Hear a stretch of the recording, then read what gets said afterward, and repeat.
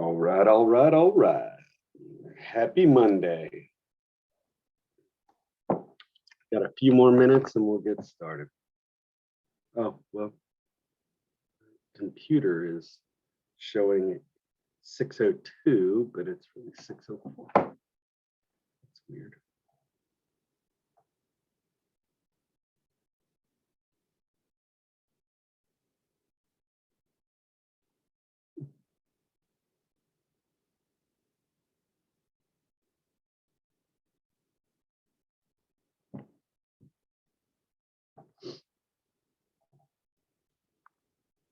All right.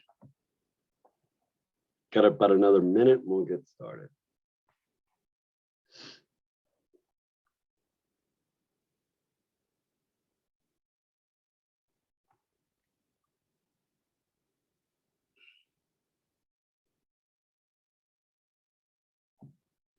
All right, it is around 6:05. We're gonna get this party started. How are y'all? Y'all doing good? Y'all have a good weekend? Yeah. Everybody looks a little tired. I get it. It's Monday.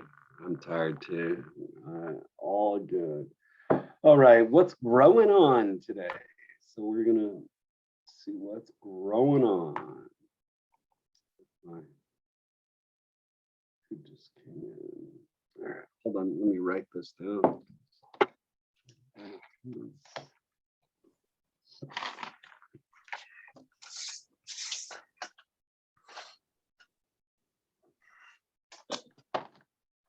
All right, so we've got what's growing on today. Let's see. Remember, hybrid classes. Remember, you must fill out the daily wellness check every day. Make sure you do that. Make sure you wear masks, mandatory at all times in the kitchens or at the school. You must be on time to class or the doors are locked. You need to come in. And again, I think that is depending on the instructor and all of that. I'll if you're a little late, you can always call me or let me know or knock on the door. Remember, let's see, check your email on a daily basis. Zendesk, if you have any problems with getting onto the portal, checking your email, doing anything like that, the Zendesk is the place to go. Tutoring, it's available. It's on the portal. It's on the, I believe where your class is located is where on the portal is where the tutoring is. Just make sure you change the time zone whatever time zone you're in.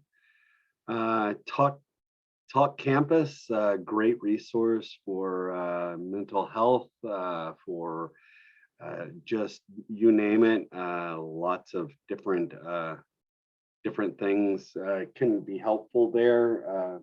Anyway, I would just check it out. It's an app you can download. School holidays, May 14th is there's no school. It is in service, and in service is when I'm going to be there and you will not.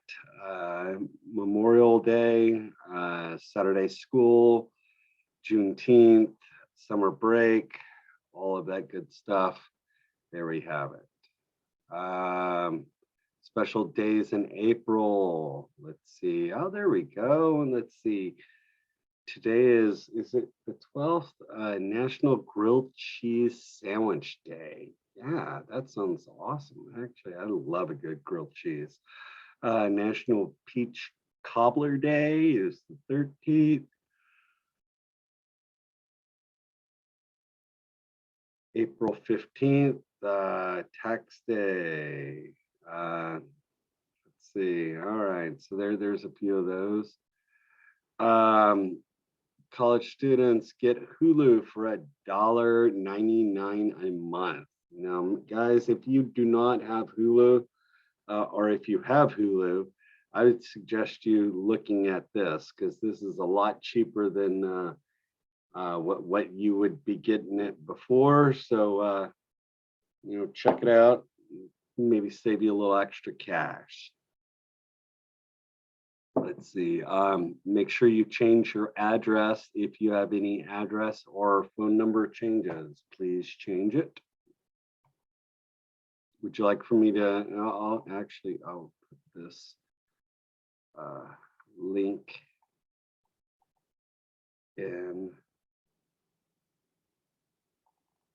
the chat just in case someone needs it.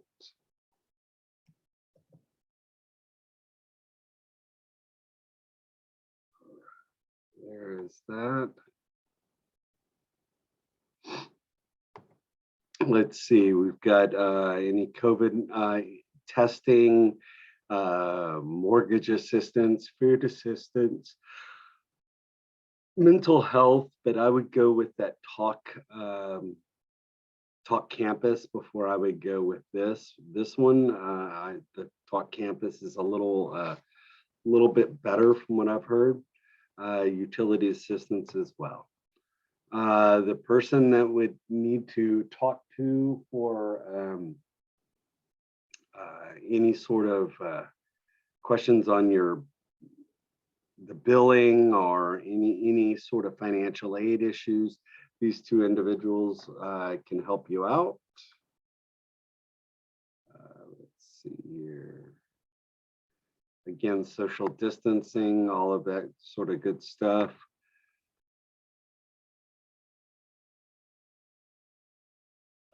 Sorry, I was yawning. COVID-19 vaccinations add another layer of protection. If you want to try to get vaccinated,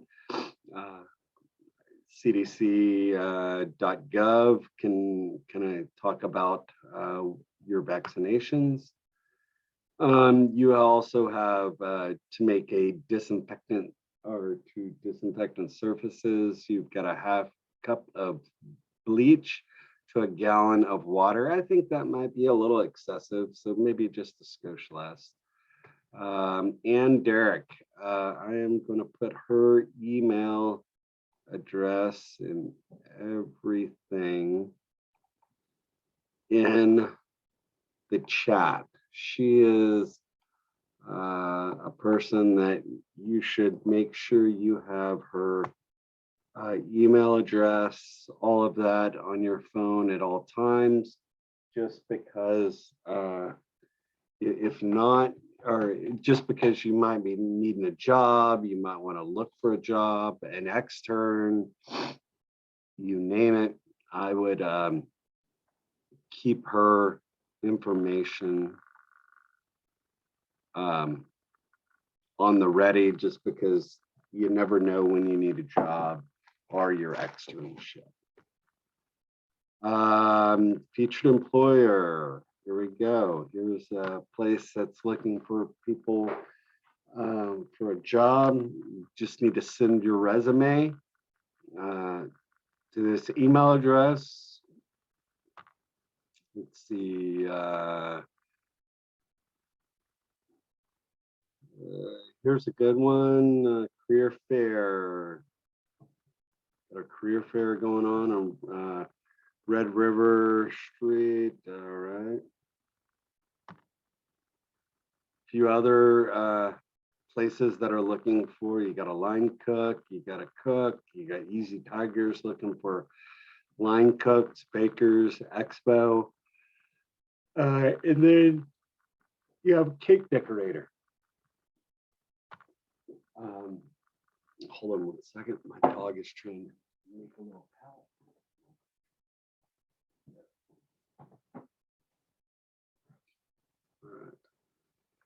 palette. Let's see. Poached is a great resource. So if you're needing a job, Poached is the place to go. All right, quote of the week. All right, I like that quote. Live it, love it, breathe it, be it. There you have it. Just for fun, how to keep all your cookies to yourself. Oh, that's actually good. Little bite out of the cookie. All right, here we go. Trivia. Fill in the blank. Canada is known as the inventor of butter blank. Butter beans, butter syrup, butter tart, butter tea, butter cookie. Hold on, I forgot to open up chat. Let's see who we have. Syrup, we have beans, we have syrup. We have, ooh, someone said cookies, and then we have syrup. Ooh, I'm gonna go, I love butter cookies, so I'm gonna go with butter cookies just because I love the butter cookies. All right, who said, someone said tea. All right, so we got it all across the map. Let's see what we got. Butter tart. Wow, all right. Butter tart is small, delicious, gooey, eggs, butter. Oh, it kind of, I guess it's kind of like a eggs, butter, sugar. So it's kind of like a pecan pie filling. Kind of looks like, often added with nuts or fruit. All right, so there you have it. Nice. There we go. Some new information that I did not know.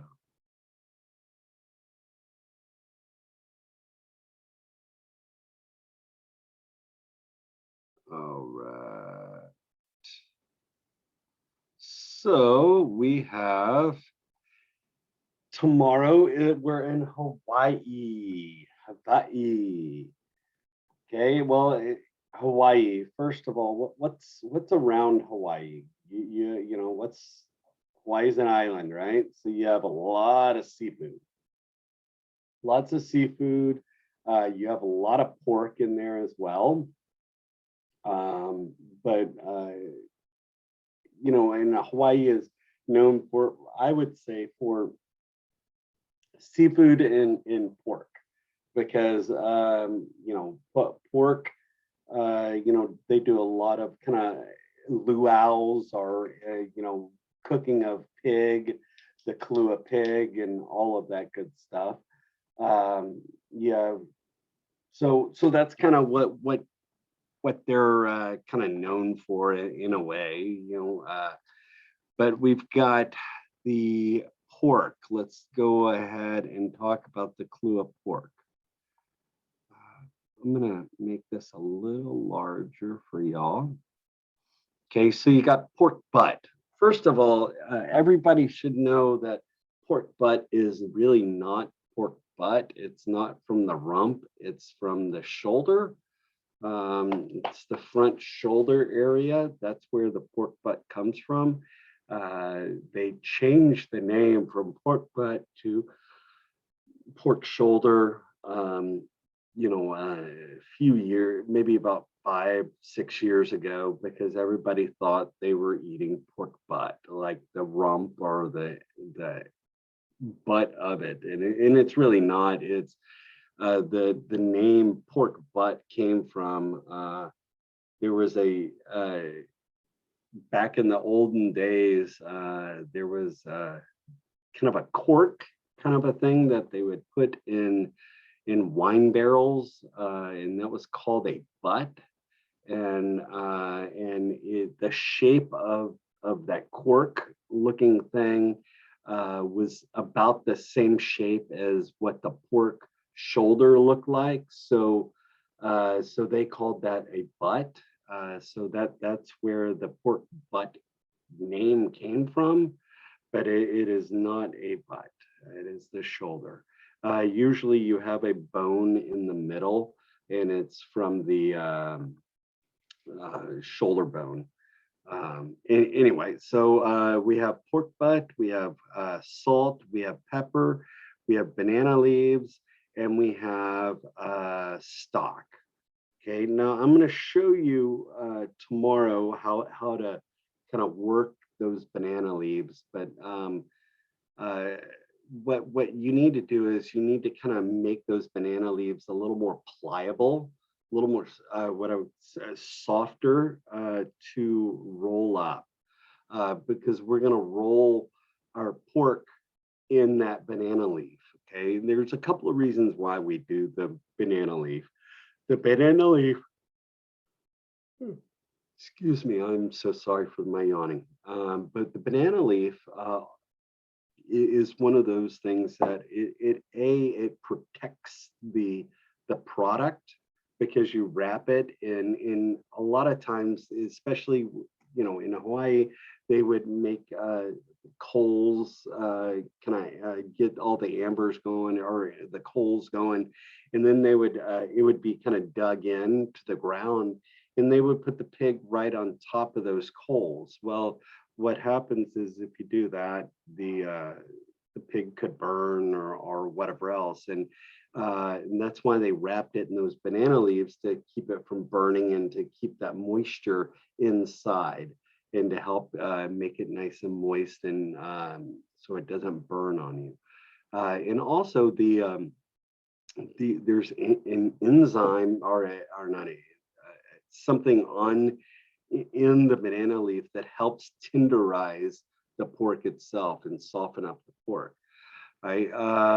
But what we're going to do is we need to soften up that banana leaf. And if you've ever seen banana leaves, they're very thick and kind of fibrous. What we're going to do is we're going to put it on the heat. So what I usually do is I put it on. So I have my gas stove, right, and I'm going to just kind of move, just put my banana leaf. If this is the banana leaf and my glass is my the gas stove, I'm going to just kind of put directly on and just kind of move it like that. And what happens is it kind of heats the banana leaf up so where it's a little more pliable. So when I roll it up, the actual leaf doesn't crack or it makes it softer and more pliable. So where I can roll it into or around the meat itself. Okay, so that's kind of what we're going to do. We're going to soften it up by heating it up on the stove top, on the gas heater. If you do not have a gas stove, you can easily put. I would get a little bit of warm water or get some water boiling, and just kind of submerge that into kind of a hot boiling water for a second. You just drop it in there, you take it out, and it's a little more pliable. The only thing is for that method, you need to really make sure you dry off that banana leaf, because you don't want a really wet banana leaf, because then it would just it's not going to work as well. But you just want to it's kind of blanching it or or just sticking it on over direct heat, and then letting it. And you'll see me do it tomorrow, and I'll show you the kind of the color change. But that's kind of what you need to do with the banana leaf to make it pliable. Now we also have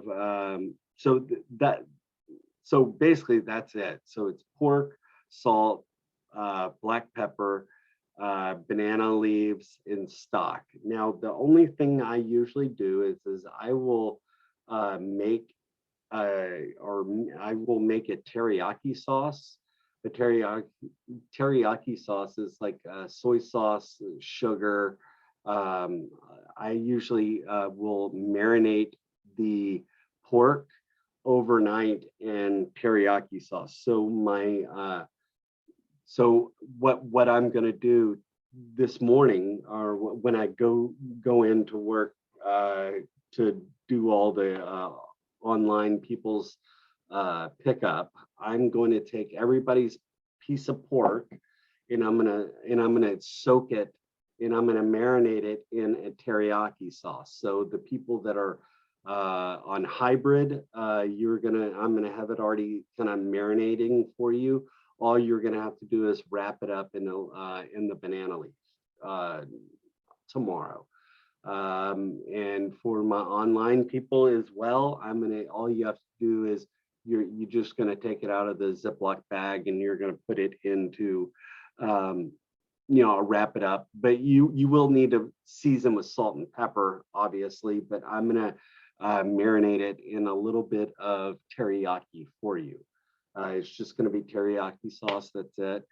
So any questions on the mise en place so far? So the pork butt, I don't really want you to trim up at all. I just want you to leave it whole. And you're just going to season with salt and pepper, and you're going to then roll it up in the banana leaf, and then we're just going to cook it, cook it in on the stove or in the oven, but I'll talk about that in a minute. Let's see, the stock, someone wrote the stock. Do we need to make some? You don't need to make some. You could use water if you would like. You can use plain water, and that's going to give you a little bit of stock. If you had some sort of chicken broth, you could use some chicken broth. You know what, Francis, didn't we have a little bit of, I think we had some of that base, stock base, right? Yeah, we have a whole bunch of it. Okay, so maybe I might, today before, or when I'm handing it out to the online folks, I can give you a little bit of spoonful of base, and you can use that and you make stock out of that if you'd like. If you don't have any stock, you could use the stock base. I'll put like a spoonful of that in a little Ziploc or a portion cup for all the online folks. So what's gonna happen? You're gonna season the pork butt. Okay, you're gonna rub it down with salt and pepper. You're going to then wrap it up with the banana leaf. You're gonna wrap it up and fold it up, make sure it's kind of covered, and then you're gonna add stock. So you're gonna have it into I would say a braising pan or I would say a tall-sided pan or a hotel pan or like something that has tall sides. So you're going to put your pork in, you're going to pour the stock. I like to put it no more than, I would go a little less than halfway up the side. I usually, if this is my fist is the product, I'm going to only go about maybe up to up to here, a little less than halfway up the side with the stock. Then I'm going to wrap that container. If I don't have a lid, I'm going to wrap that container. I usually wrap it with plastic wrap, then aluminum foil to trap in as much moisture as possible. And then what I'm going to do is I'll stick it in the oven at 350 degrees. Sorry, I had another chef text me real quick, and I'll read it in a second. 350 degrees until fork tender. And it should almost be like pulled pork, but we don't want it to be shredded like pulled pork, if that makes any sense. You kind of, typically a Hawaiian pork, they would usually just kind of give you a chunk of it off the pig. They usually kind of give you a little chunk, and then you can kind of kind of divvied up yourself or whatnot. But that is the and then when you're done, you're just going to unwrap it. And I would say it's going to, and this is a good ballpark figure. I would not say always the exact time, but it's about 45 minutes, give or take. It's going to take about 45 minutes to cook. Now, with that being said, again, if you have an oven that a bunch of people are going in and out of the oven, you might, it might take a little bit longer. So, just kind of watch out and make sure that your excuse me, that your pork is tender. If it's not tender, stick it back in the oven, wrap it up, stick it back in the oven, and that's that. Let's see. Now you said, does the saran wrap or plastic wrap melt? No, as long as you wrap it, you put the you put plastic wrap down first, then aluminum foil. What happens is it creates kind of a it just kind of seals it up a little bit more. It kind of shrink wraps a little bit. So that's it. Any questions on the pork?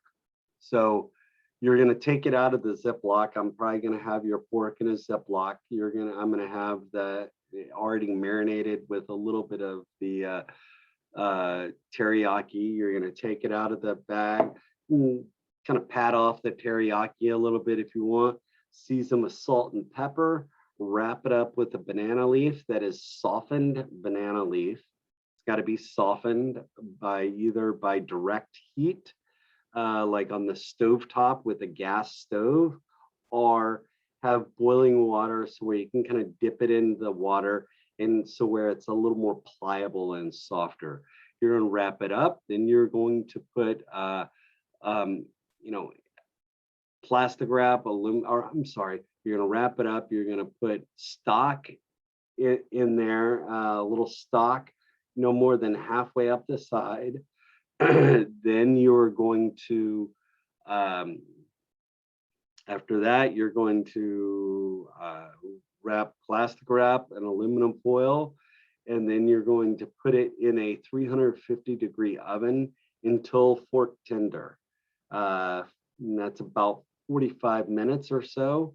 You'll take it out. You need to make sure you keep it wrapped up because any type of braise, you want to keep it moist. You don't want it to dry out on you. And then that is it. Any questions on the pork? Everybody good? All right. So we'll move on from the pork. We've got the steamed jasmine rice. That's pretty straightforward. It's just, I would do the rice peel-off method, or I'm sorry, just a white rice method. But just make sure for jasmine rice, you want to rinse the jasmine rice at least 2 to 3 times. You want the water to turn clear. You don't want any of that milkiness or that white milky kind of starchiness from the rice. So you're gonna rinse the rice a few times, and then you will do a 2-to-1 ratio, 2 parts liquid to 1 part rice. So if you got a half a cup or a cup of rice, you're going to use 2 cups of liquid. Any questions on the rice? You're going to rinse it. You're going to put it into a pot with the water. I would say you can use water for this. If you had chicken stock, you could. That's totally fine. If you have pork stock, that would be good as well. But any kind of stock, I usually mix it with half water, half stock. I don't want it too gelatinous because that could easily make it kind of gummy. But that is it. Takes about 30 minutes to make the rice. You're gonna take it out, you're gonna fluff it up, and that is that. Questions, problems, concerns? All right, let's talk about the pineapple upside down cake.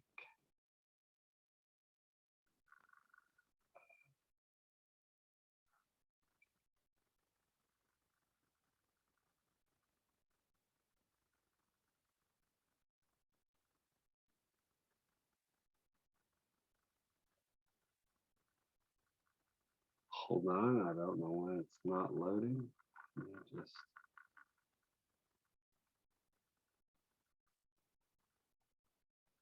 do it again.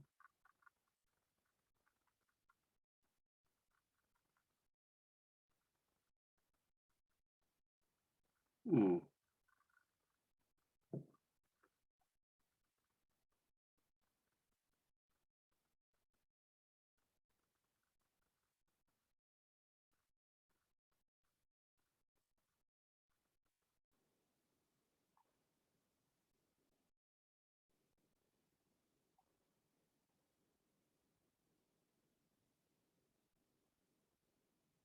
Hold on a second, guys. My internet is real slow, I guess.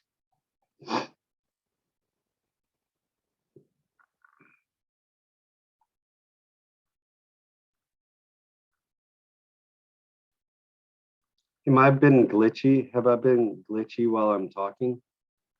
No. No, chef. Just let me know because I've been having internet issues lately. So just let me know because I'm at my house today. All right. So let's see. All right, let me make this a little larger, guys. Now, like I said at the very beginning of the class earlier on, baking is a science. You got to go by the recipe, okay? And this is one of the reasons why you'll see all the other recipes. We don't give you really amounts or anything like that because we want you to kind of use your judgment and all of that. But baking is a science, and this is one of those things that we've got to do. All right, so we're going to be making this pineapple upside down cake. Okay, so excuse me, the pineapple upside down cake. We need to make a caramel. Okay, you've got for the caramel. You have butter, brown sugar, pineapple slices, and maraschino cherry. Okay, now most important thing is to melt melt the butter in the brown sugar, so where it kind of makes it's you want to completely melt it, because what happens is if you do not melt that brown sugar really well, it will it will be it tends to stick in on the container that we're doing. So you need to really make sure that you melt that sugar really well. So we're gonna melt the sugar and the butter together and just kind of really caramel and kind of make caramel out of that. And to stop the kind of cooking process, sometimes I will pour in just a little bit of pineapple juice because you're heating up the butter and the brown sugar, right? And it's kind of getting molten.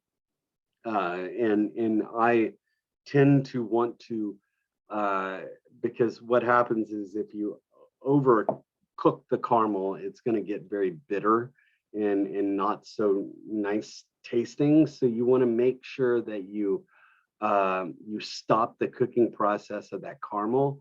And the way I do it is that since we have pineapple juice or pineapples, we usually have a little bit of pineapple juice. So I usually pour in just a little pineapple juice and it'll kind of sizzle and then I stop it there. And you want it to be kind of oozy. So I've got the caramel made, and I also need to make the cake batter. Okay, the cake batter is 3 cups of cake flour. You got a cup of butter. Now, guys, please make sure tomorrow morning, or I would say my online people, I would actually ask you to pull out the butter, maybe tonight. Put the butter out tonight before you go to bed tonight, and just let the butter just sit out and so where it'll soften. You want softened butter. So like today, or what I might do is, I might just put out the butter tomorrow morning, right when I get into it to the school tomorrow morning. I'll pull the butter out, and it's got to be softened because we're basically doing a creaming method. And if anybody remembers the creaming method, you're going to cream butter and sugar together, right? You want to make sure it's creamed really well, but not over cream. But you have cake flour, butter, softened, sugar, eggs, vanilla extract, baking powder, not soda, baking powder, salt, and buttermilk.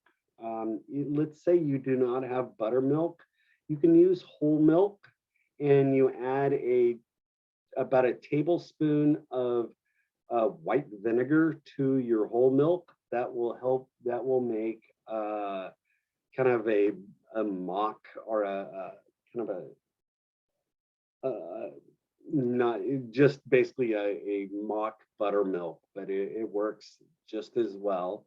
So you're going to do a creaming method. The creaming method is going to be the butter, the softened butter at first. You're going to put that in a mixer. If you do not have a mixer, you really need to make sure you're going to have to do it by hand. But that butter needs to be ultra soft if you're doing it by hand. So you're going to get the butter and the sugar. You're going to mix that together until it's nice and smooth. Then I usually will add in my eggs one at a time, my vanilla, my baking powder, my salt, my buttermilk, my flour, kind of put everything else in, mix it all up. You're going to take it out. So I've got my batter on one side, I've got my caramel on the other side. Right now, I'm going to use this little container right here as kind of a show. So what you're going to do is you're going to put, I usually put my caramel down on the bottom first of my my cake pan. So, well, first of all, guys, you need to pan spray or oil your cake pan. Okay, first thing, pan spray or oil your cake pan. Then you're going to I usually put caramel down at the very bottom.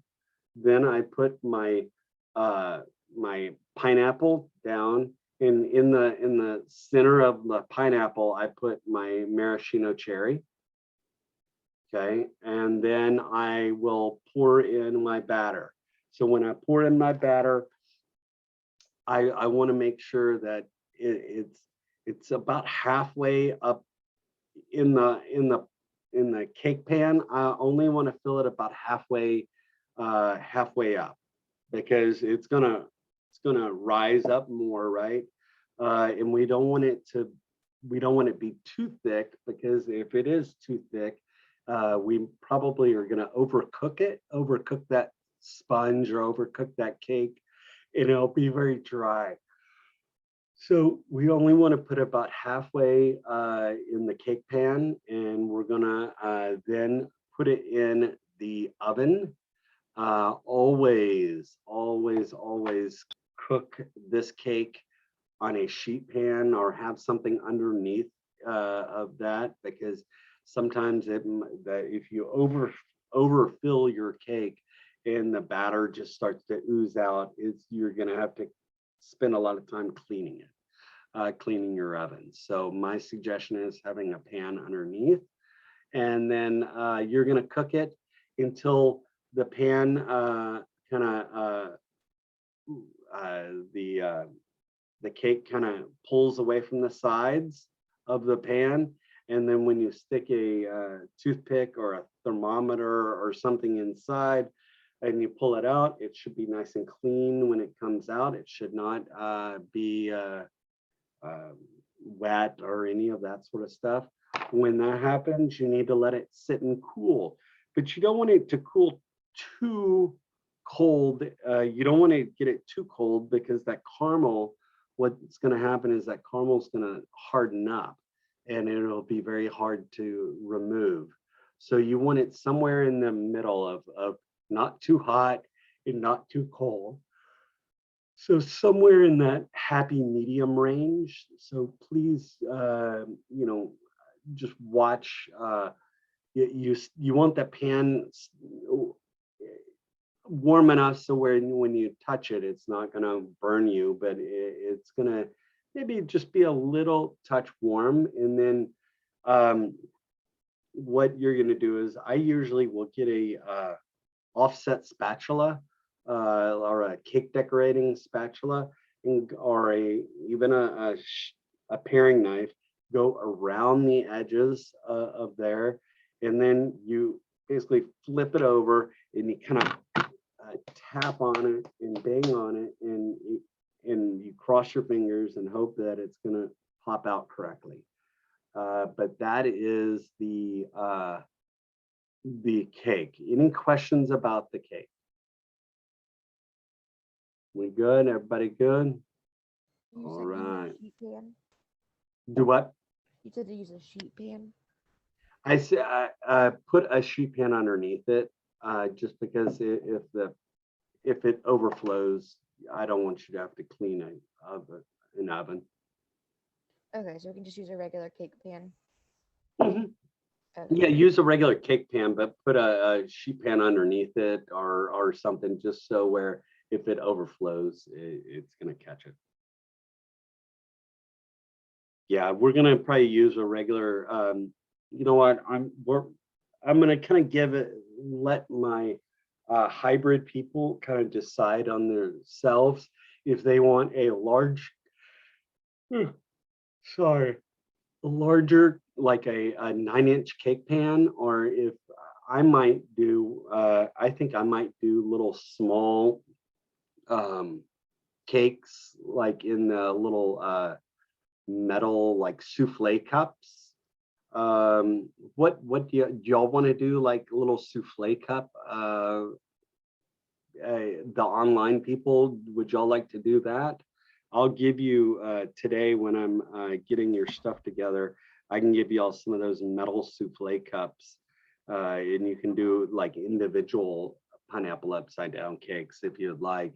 It takes less time to cook, for sure, because they're smaller, and that'll alleviate some extra time if you want to do it that way. It's up to you on what y'all want to do. But any questions on the pineapple upside down cake? All right. Let's take a 10-minute break. We'll come back at let's do 7:05. How's that sound? Sound good? 7:05. Be back at 7:05.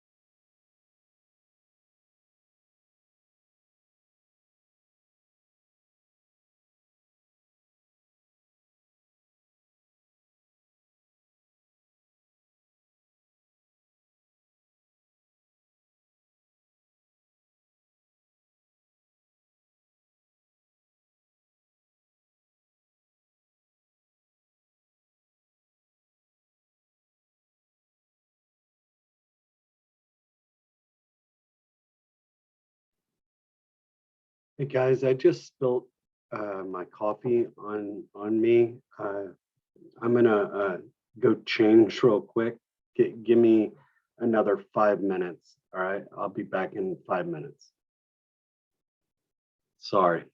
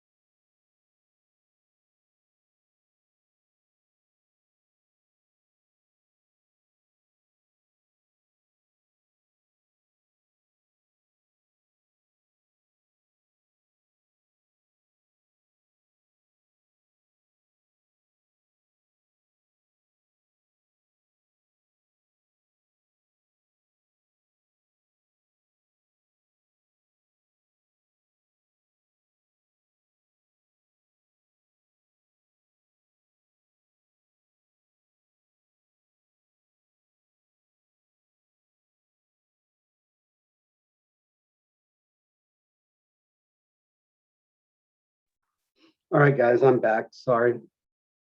I had coffee on me. Needed to change. No problem. So let's see here. The other thing, let me share my screen.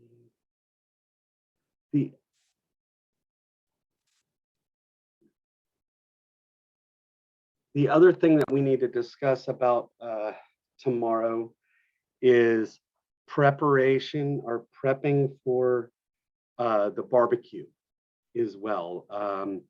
Now, tomorrow, we're going to be doing the Kahlua pig, the steamed pork, the pineapple, or steamed jasmine rice, and then the pineapple upside down cake. Plus, we also need to work on getting our stuff for our barbecue set up. And that means we need to rub down our ribs with some sort of rub. And we're going to be kind of talking about the prep that needs to happen the day before. So that's kind of most important, because we need to rub down, season the ribs up, maybe even make a brine for the chicken itself.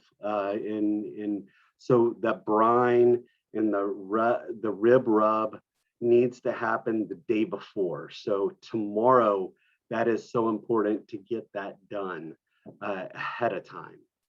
All right. So that's kind of what we're going to be talking about now, just the preparation of stuff that you need to do for the barbecue the day before. So what we have, you're going to get protein wise, you're going to get a half a chicken. You're going to get a rack of rib, or a thing of ribs, and you are going to need to, and I will show you tomorrow how to remove. There is it's called a membrane, or it's on the very back side, on the bone side of the ribs, and I'll show you how to clean that up. But we're going to tomorrow, I'm going to do all of Hawaii, plus I'm going to marinate, or I'm going to brine my chicken. I'm also going to rub down my ribs, and I need to soak my beans. So those are 3 things that needs to happen the day before. So on Tuesday, all of those 3 things need to be done on Tuesday. Does everybody understand that? Very important, because if not, your ribs aren't going to be seasoned as well. Your chicken is not going to be brined at all. And then your beans, they need to be soaked, because if not, they're going to not be so good. So those are the 3 things that needs to happen the day before. So maybe on your prep list, or on your list, on your production list, make sure you have, you need to brine a chicken, you need to rub down or clean your ribs and rub them down, and you need to soak your beans. Those things need to be done. So just make sure you get those done. So, all right, now barbecue. The barbecue is one of those things where, this is Texas, Texas barbecue. It could be any sort of barbecue. It could be Kansas City barbecue. It could be, who likes Kansas City? Anybody like Kansas City barbecue? What other kind of barbecue styles are there? Anybody else? You got KC, Kansas City, Texas. What other styles of barbecue are there? Tennessee. Did you say it again? Tennessee. Tennessee, yeah, for sure. You have all sorts of different types. You have an Alabama white sauce, Alabama type of barbecue. So there's all different styles and different types of barbecue out there. What I suggest you doing is thinking about what kind of barbecue you want. This is for you. This is your food. This is your thing. So you're going to come up with your own barbecue rub in your own barbecue sauce. I'm not going to make you do a barbecue sauce like a Texas barbecue sauce if you don't want to. I mean, we do have, I think, there are no recipes for this day. Why? Because it's up to you to decide on what kind of barbecue sauce you're going to be doing. I'm going to be doing a Texas style barbecue sauce, tomato base, like a ketchup based product. I'm going to have ketchup, Worcestershire sauce, brown sugar, a lot of black pepper. Let's see, onions, garlic, maybe a little apple cider vinegar.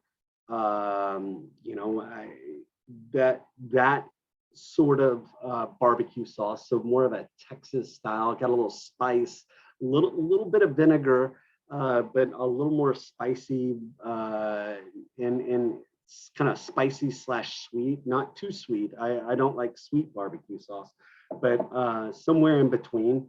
I want you to come up with your own barbecue sauce. If you want to do an Alabama white sauce, totally fine. If you want to do a Kansas City style vinegar based sauce, totally fine by me. I'm going to leave that up to you to decide what kind of sauce you want to make. But that I do want some sort of barbecue sauce. I don't care what kind of barbecue sauce. I'm going to leave that up to you. Does everybody understand that? So your barbecue sauce is going to be different than everybody else's. I'm not requiring you to make a specific barbecue sauce, other than when you do make it, I want to know what type of barbecue sauce is it. So like when you're doing your production, I want to make sure that on your production sheet that you take a picture or you upload or whatever else, that it tells me what kind of sauce it is, so where I can kind of have an idea of what kind of barbecue sauce you're making for it. And then you've got beans, we've got pickles. Now I don't know if you remember, but last week I got you to make pickles something, right? I think that was on the first day of production, I believe. I got you to pickle something. I think my people that are on ground, I think they pickled some carrots, some bell peppers, maybe some jalapenos. Maybe I cannot remember all the things that y'all pickled, but we do have some pickled items. If you have any pickles left over from the last block, you could use those as well. But we need some sort of pickled item. And then we've got white bread. We are going to be making some sort of bread. And I will pull up a recipe, but some sort of white bread. And then you've got coleslaw. Okay.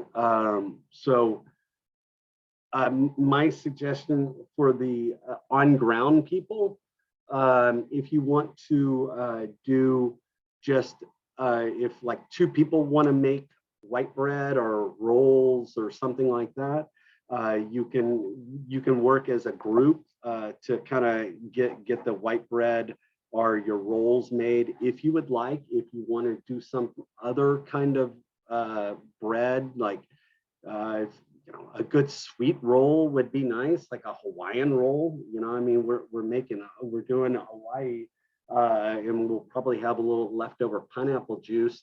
If you want to do kind of a Hawaiian roll for your barbecue, that's totally. I'm going to leave this up to you. Okay, I'm going to let you find the recipes. You come up with what you want to do. This is kind of a deal of kind of leaving the door open for y'all to have a lot of interpretation. And again, like in all the other classes, we kind of require you to follow the recipe, follow the recipe, follow the recipe. Here, it's a little more, a little more laxity. I let you kind of do your own thing, just because later on, when you get into farm to table, there are really almost zero recipes in the farm to table section. It's all about you coming up with the recipes, you producing the recipes. So this starts that the juices flowing in your head and your brain and all of that, and getting you ready for kind of that process of you having to come up with it yourself. But this is kind of now I'm going to talk about a brine. I'm going to talk about the rub. And then we've got the coleslaw I'll talk about in just a second as well. But okay, so the brine for your chicken, why does any, hold on 1 second. Someone from the school is calling me. Give me 1 second. This is Chef Cliff. Hello? Hello? Yes, this is Chef Cliff. Good, how are you?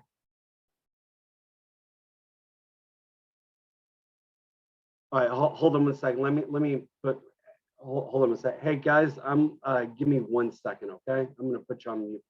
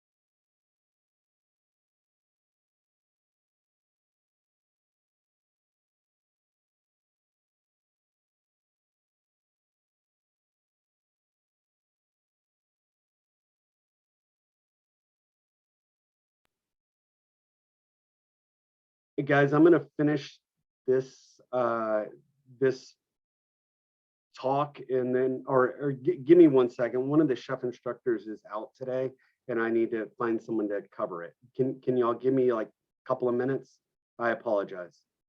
Yeah, that's fine. I really do apologize. Yes, Give me just a All couple of good, minutes. Chef. Not a problem.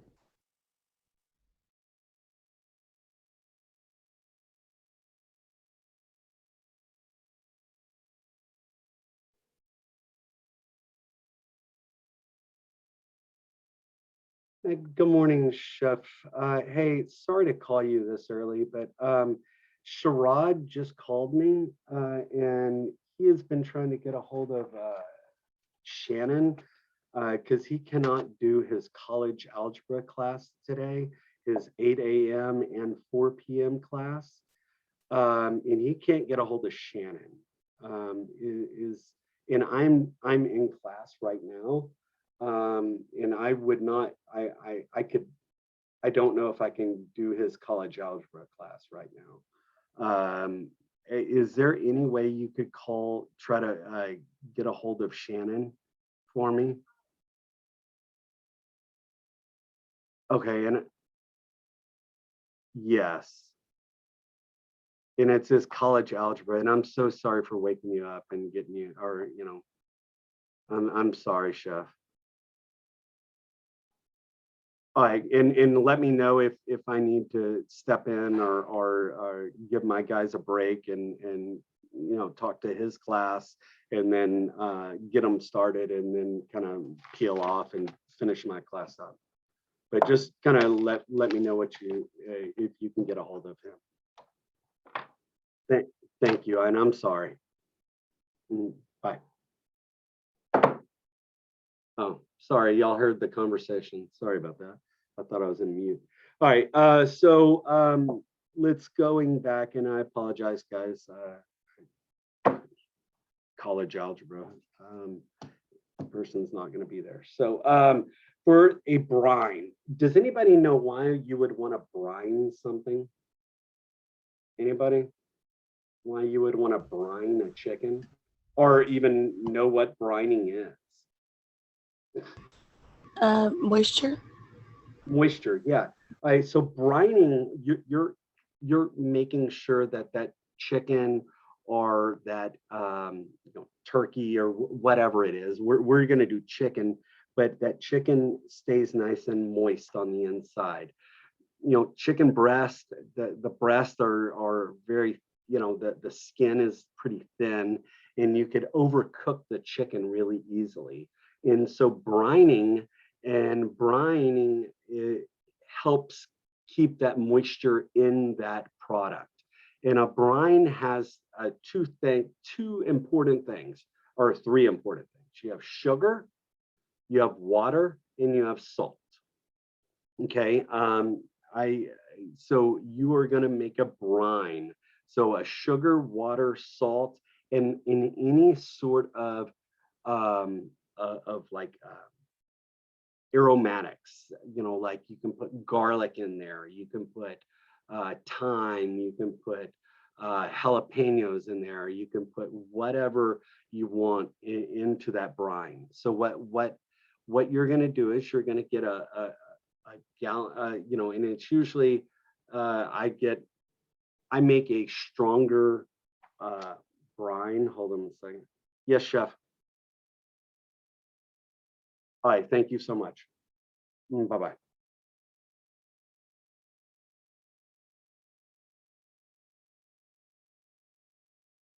Give me 1 second. Let me tell Sherrod that we got someone cover his class.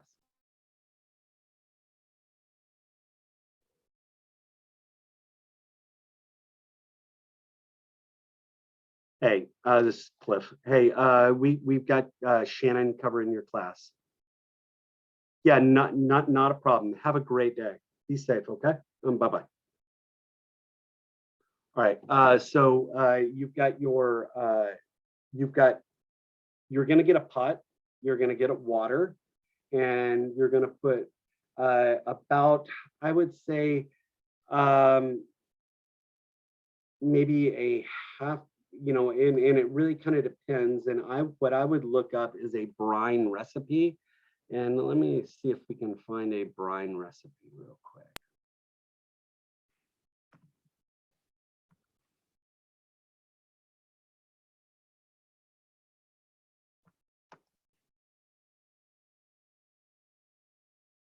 That's not sharing. I apologize. Let me share my screen. All right, a simple chicken brine. Here we go. You have a gallon of water. And let's adjust this. Why is my computer running so slow? All right, so a gallon of water, 3/4 of a cup of sugar, of salt, 2/3 cup of sugar, and it says soy sauce, it says olive oil. So what I would suggest is just stick with the water, the salt, and the sugar, right? So I want you to, you could use those, and then you can decide what other kinds of spices or herbs or any of that sort of stuff you want. So a gallon of water, 3/4 cup of salt, and 2/3 cup of sugar. whatever herbs and whatever spices you want to, you put in there. You're going to heat up the water. And I usually will use about a half gallon of water. And then I heat that up, dissolve the sugar and salt. Then I will add, then I'll kind of cool it or just turn it off. Then I will add ice to the brine. So where then I can kind of cool it off. So I add ice to it to where it's about a gallon's worth. Then I put my chicken in there. Once it's cold, then I'll put my chicken right into the bucket of water. Questions on that? So tomorrow, you need to heat up water. You need to have sugar and salt and whatever herbs and whatever spices you want. And you're going to heat it up. You're going to let it cool. You're going to add ice to it. Then you're going to add your chicken right into that container of liquid.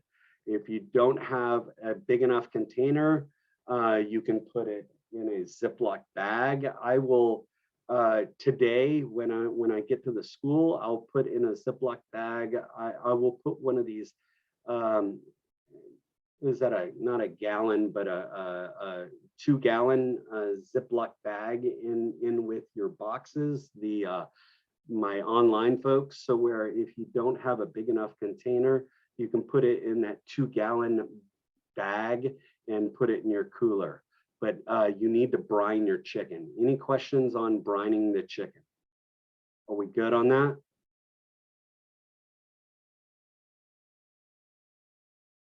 By your Okay. silence. Go ahead. I was gonna say all good. I'm good.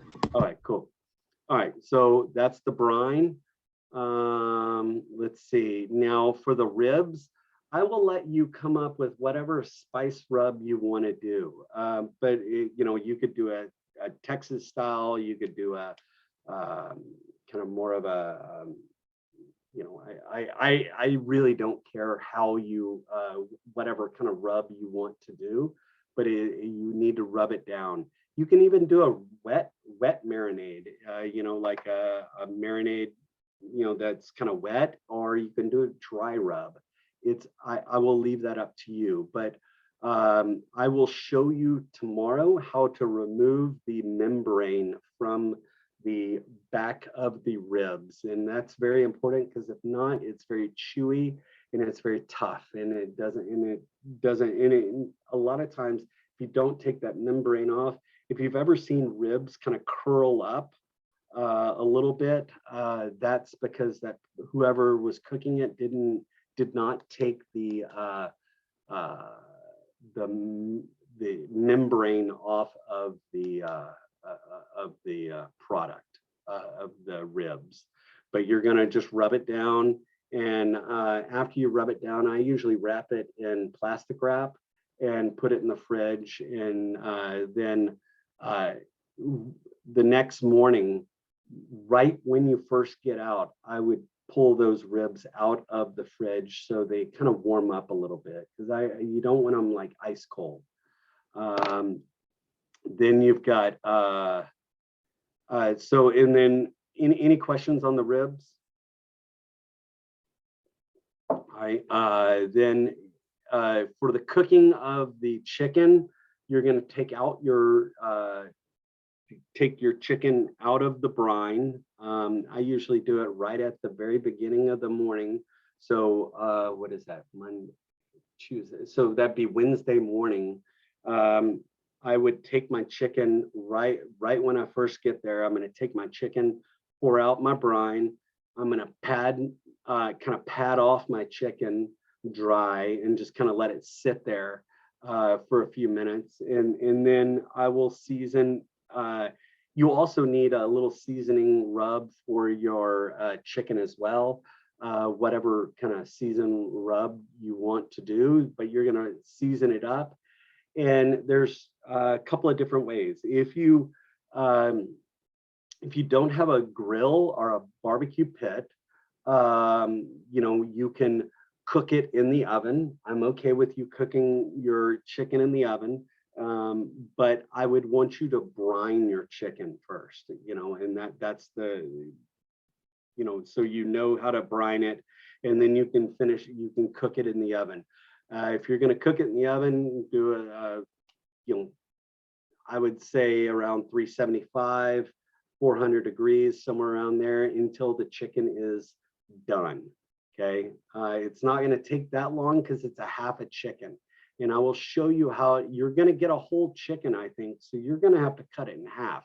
So we're going to go straight down the middle and cut it in half. But just make sure that, the chicken's not going to take that long to cook. So just make sure you watch that temperature. But luckily, you have brined it. So if it's not going to overcook as much, and it's not going to be very dry because you brined it. If you have a grill or if you have a smoker or a barbecue pit, you can cook it in there until it reaches 165 degrees internal. You need to just make sure no matter what, it reaches 165. All right, for your ribs, you're cooking your ribs. You can do a couple of different things, guys. You can cook it in the oven. If you have an Instapot, I've seen people cooking in an Instapot, and then or in a crock pot. I've seen that. But once it's done and nice and tender, I usually take my ribs out, and then I'll brush it with barbecue sauce or brush it, and then kind of get that nice caramelization in the oven if you want to, but just make sure that it's nice and tender. We want to cook that those ribs. And how long did the ribs take? Anybody have a good idea of how long it takes to cook ribs? My recipe calls for like 4 hours. Yeah, I mean, it's going to be, I would say we're going to get, I'm going to get the barbecue pit started right off the bat. And it's going to be, I would say at least almost 3 hours, so, I mean, it's going to be right up until the very end. And what I might do for my on ground people, if you're, it's going to be kind of right off the bat. So that is kind of the very last thing that we're going to, have to pull off the grill. But, I would say give or take about 3 to 4 hours, depending on the ribs. If they're baby back ribs, they don't take as long. If they're spare ribs, they take a little bit longer. Baby back ribs are the top, basically the kind of the 2 inches, kind of the really meaty portion of it, and less bony, and it's not as tough. Spare ribs tend to be a little tougher, have a little more bone to it, and it just takes a little longer. But give or take about 3 to 4 hours. Yeah. So you need to be aware of that. And Instapot, and I think a crock pot takes a little less time, but somewhere in that area. So that tells me that, and it should tell you that is the very first thing that needs to get put on right when you get there, right when we start.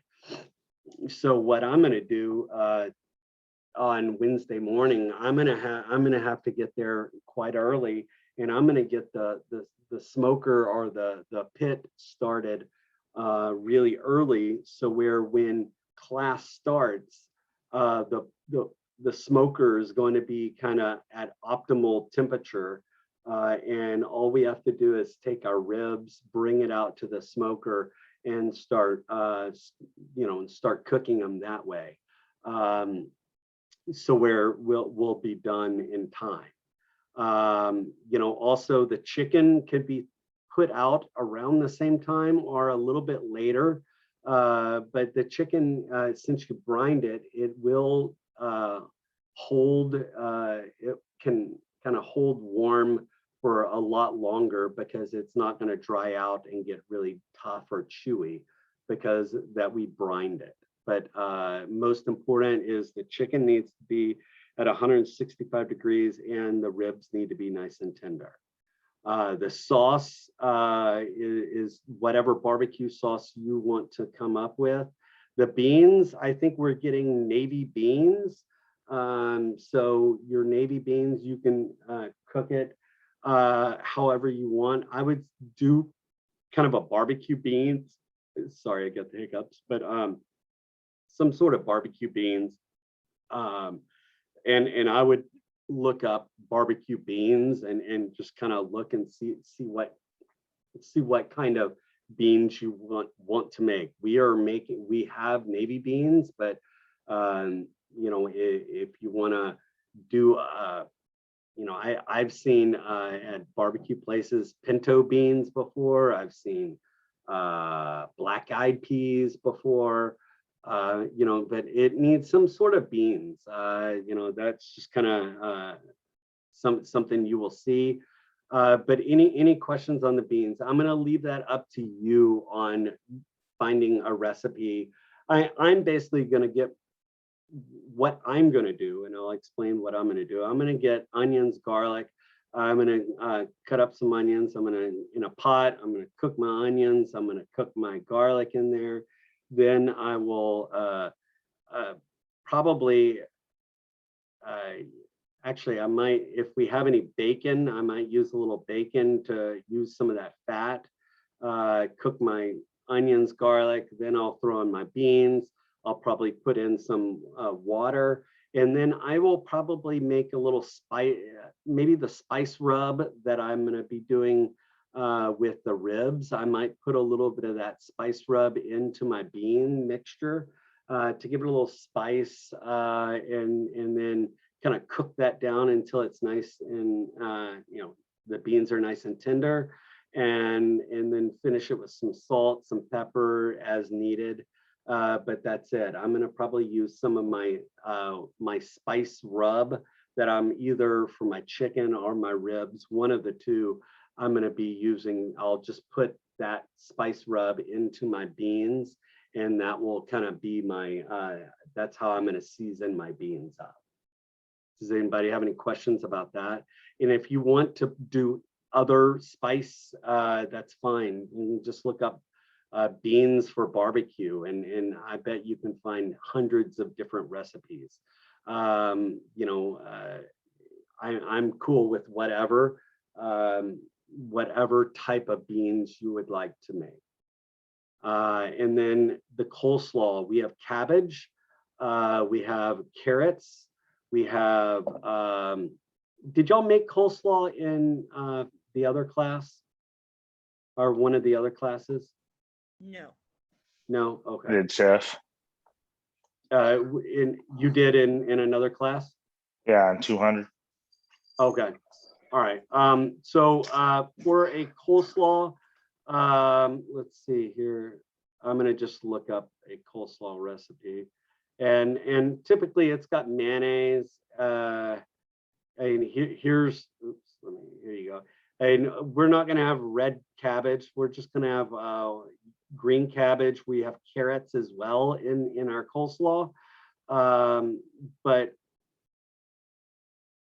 you want, basically you got mayonnaise, cider vinegar, Dijon, celery seed or celery salt, salt and pepper. Those are the kind of the main items, and a little bit of sugar. Usually it's got a little touch of sugar in there to give a little hint of sweetness, but you don't want too much sugar. So and again, you don't need a recipe. What you need is mayonnaise, cider vinegar, Dijon, celery seeds or celery salt if you have that. If you don't have to use it. Salt and pepper and a little bit of sugar. What I usually do is I dissolve the sugar in with the apple cider vinegar so it doesn't have that gritty, kind of gritty texture to it. Then I have my mayonnaise, and you're going to have to probably make mayonnaise. So that's something that you're going to have to do as well. So I would do like a, I would do like a 1 egg yolk mayonnaise. You don't need that much. So just a little bit of mayonnaise. You're gonna have your mayonnaise, you'll have your cider vinegar, you'll have your Dijon. The Dijon I would put in to use to make your mayonnaise, because mayonnaise needs a binder, basically to help prevent your mayonnaise from breaking. A lot of times you will put in Dijon or some sort of acid or even garlic or whatever else, because garlic and Dijon or mustard is a binder, and that helps bind it up so where the mayonnaise doesn't break on you. But any questions on this? You'll see me make it, but it's, I would say, come up with a recipe yourself. This day is you kind of coming up with your own recipes, because it's your barbecue sauce, it's your coleslaw. This is kind of a something that you're just going to come up with. Now, the one thing I would say is when you are cutting your cabbage, your cabbage, it needs to be small enough. You don't want like real thin, or you don't want ultra thin, but you don't want it ultra thick either. So you want it somewhere in the happy medium category. Now, your carrots, when you put, or if you put carrots in your cabbage, sometimes people will grade the carrots. If you grade the carrots on a grater, you need to get your grated carrots. You need to put your grated carrots in an either cheesecloth or a non-fiber kind of a towel, and you're going to rinse it off, because there's going to be a lot of that carrot juice that tends to discolor and make your cabbage and all of that kind of carrot looking like. So we want to squeeze out that carrot juice so where it doesn't have all that juice everywhere. Does that make sense? Everybody good with that? Yes? Yes, chef. All right, cool. Yes, chef. All right. Yes. And then go ahead. And then the bread, let me see if I can find, I think on the shared folder, I think I had a bread.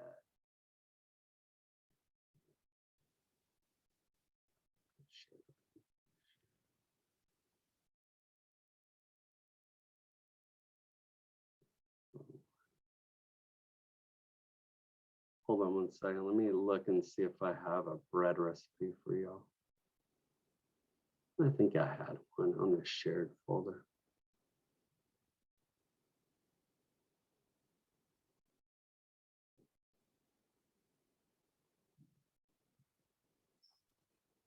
And here's a coleslaw recipe if you want to use this coleslaw. I know we're not going to have purple cabbage, but here is a cup of mayonnaise. Instead of sugar, they're using honey, or a combination of sugar and honey.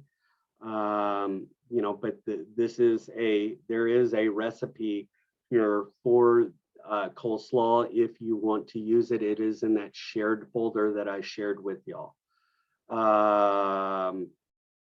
Here's a pork rub. If you cannot find one yourself, you can use this pork rub right here. I'm okay with you using that. And this one has sugar, granulated onion, all of that. Let's see. Here's a traditional barbecue sauce right here. Ketchup, tomato sauce, brown sugar, vinegar,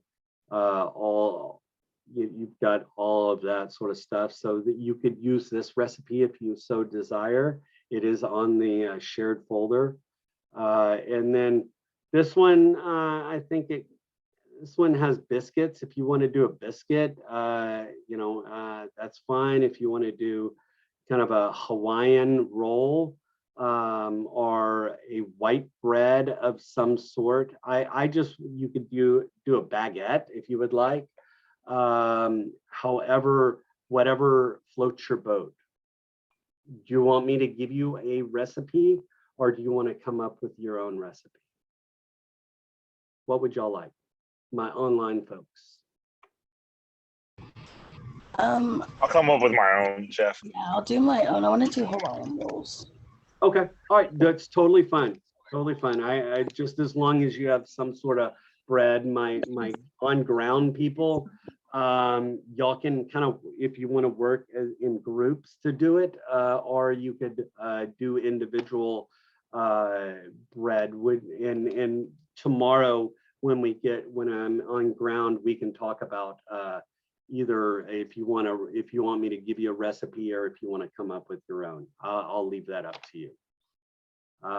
So that is the barbecue day. So let's take a 10-minute break. We'll come back at 8 o'clock. Let's do 8:05 and we'll do the next day. Cool? Cool. Good.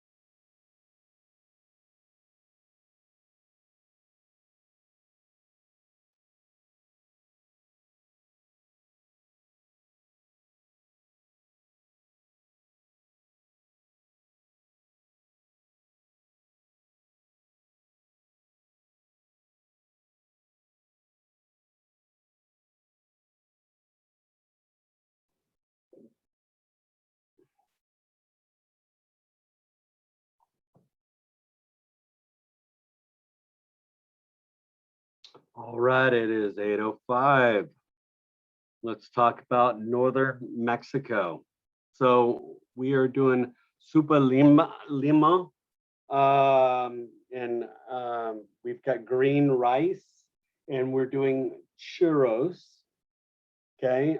We need to cook a whole chicken uh, for the next day, or I think it says a whole chicken. I think we're going to be doing a half that other half a chicken that we're going to be doing because we used a half a chicken for the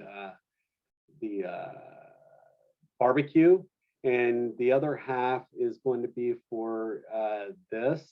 You're going to basically just cook a whole chicken and reserve so you're going to get a pot. You're going to get a pot. You're going to put that half a chicken into the pot.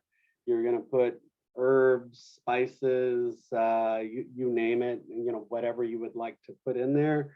And then you're going to basically cook it, and you're going to take out the chicken. You're going to pull it, have pulled chicken, because that's going to be for our tamales.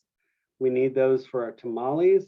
And then you're going to reserve that, you're going to strain that chicken broth, and you're going to save it for the tamales. Any questions on that? So you're going to have that right there. That needs to be for the tamales, and you're going to be soaking your corn husk. You're going to be getting corn husks that we're going to be making our tamales in. So you need to soak them. I usually will put them in a container, and then I put something on top of it to weight down the corn husk, like I'm doing my hand right here. You want to weight it down, because if not, the corn husk usually floats. So you want to keep them down so where they stay nice and wet. Okay, so let's talk about the soup. You have chicken, you have habanero pepper.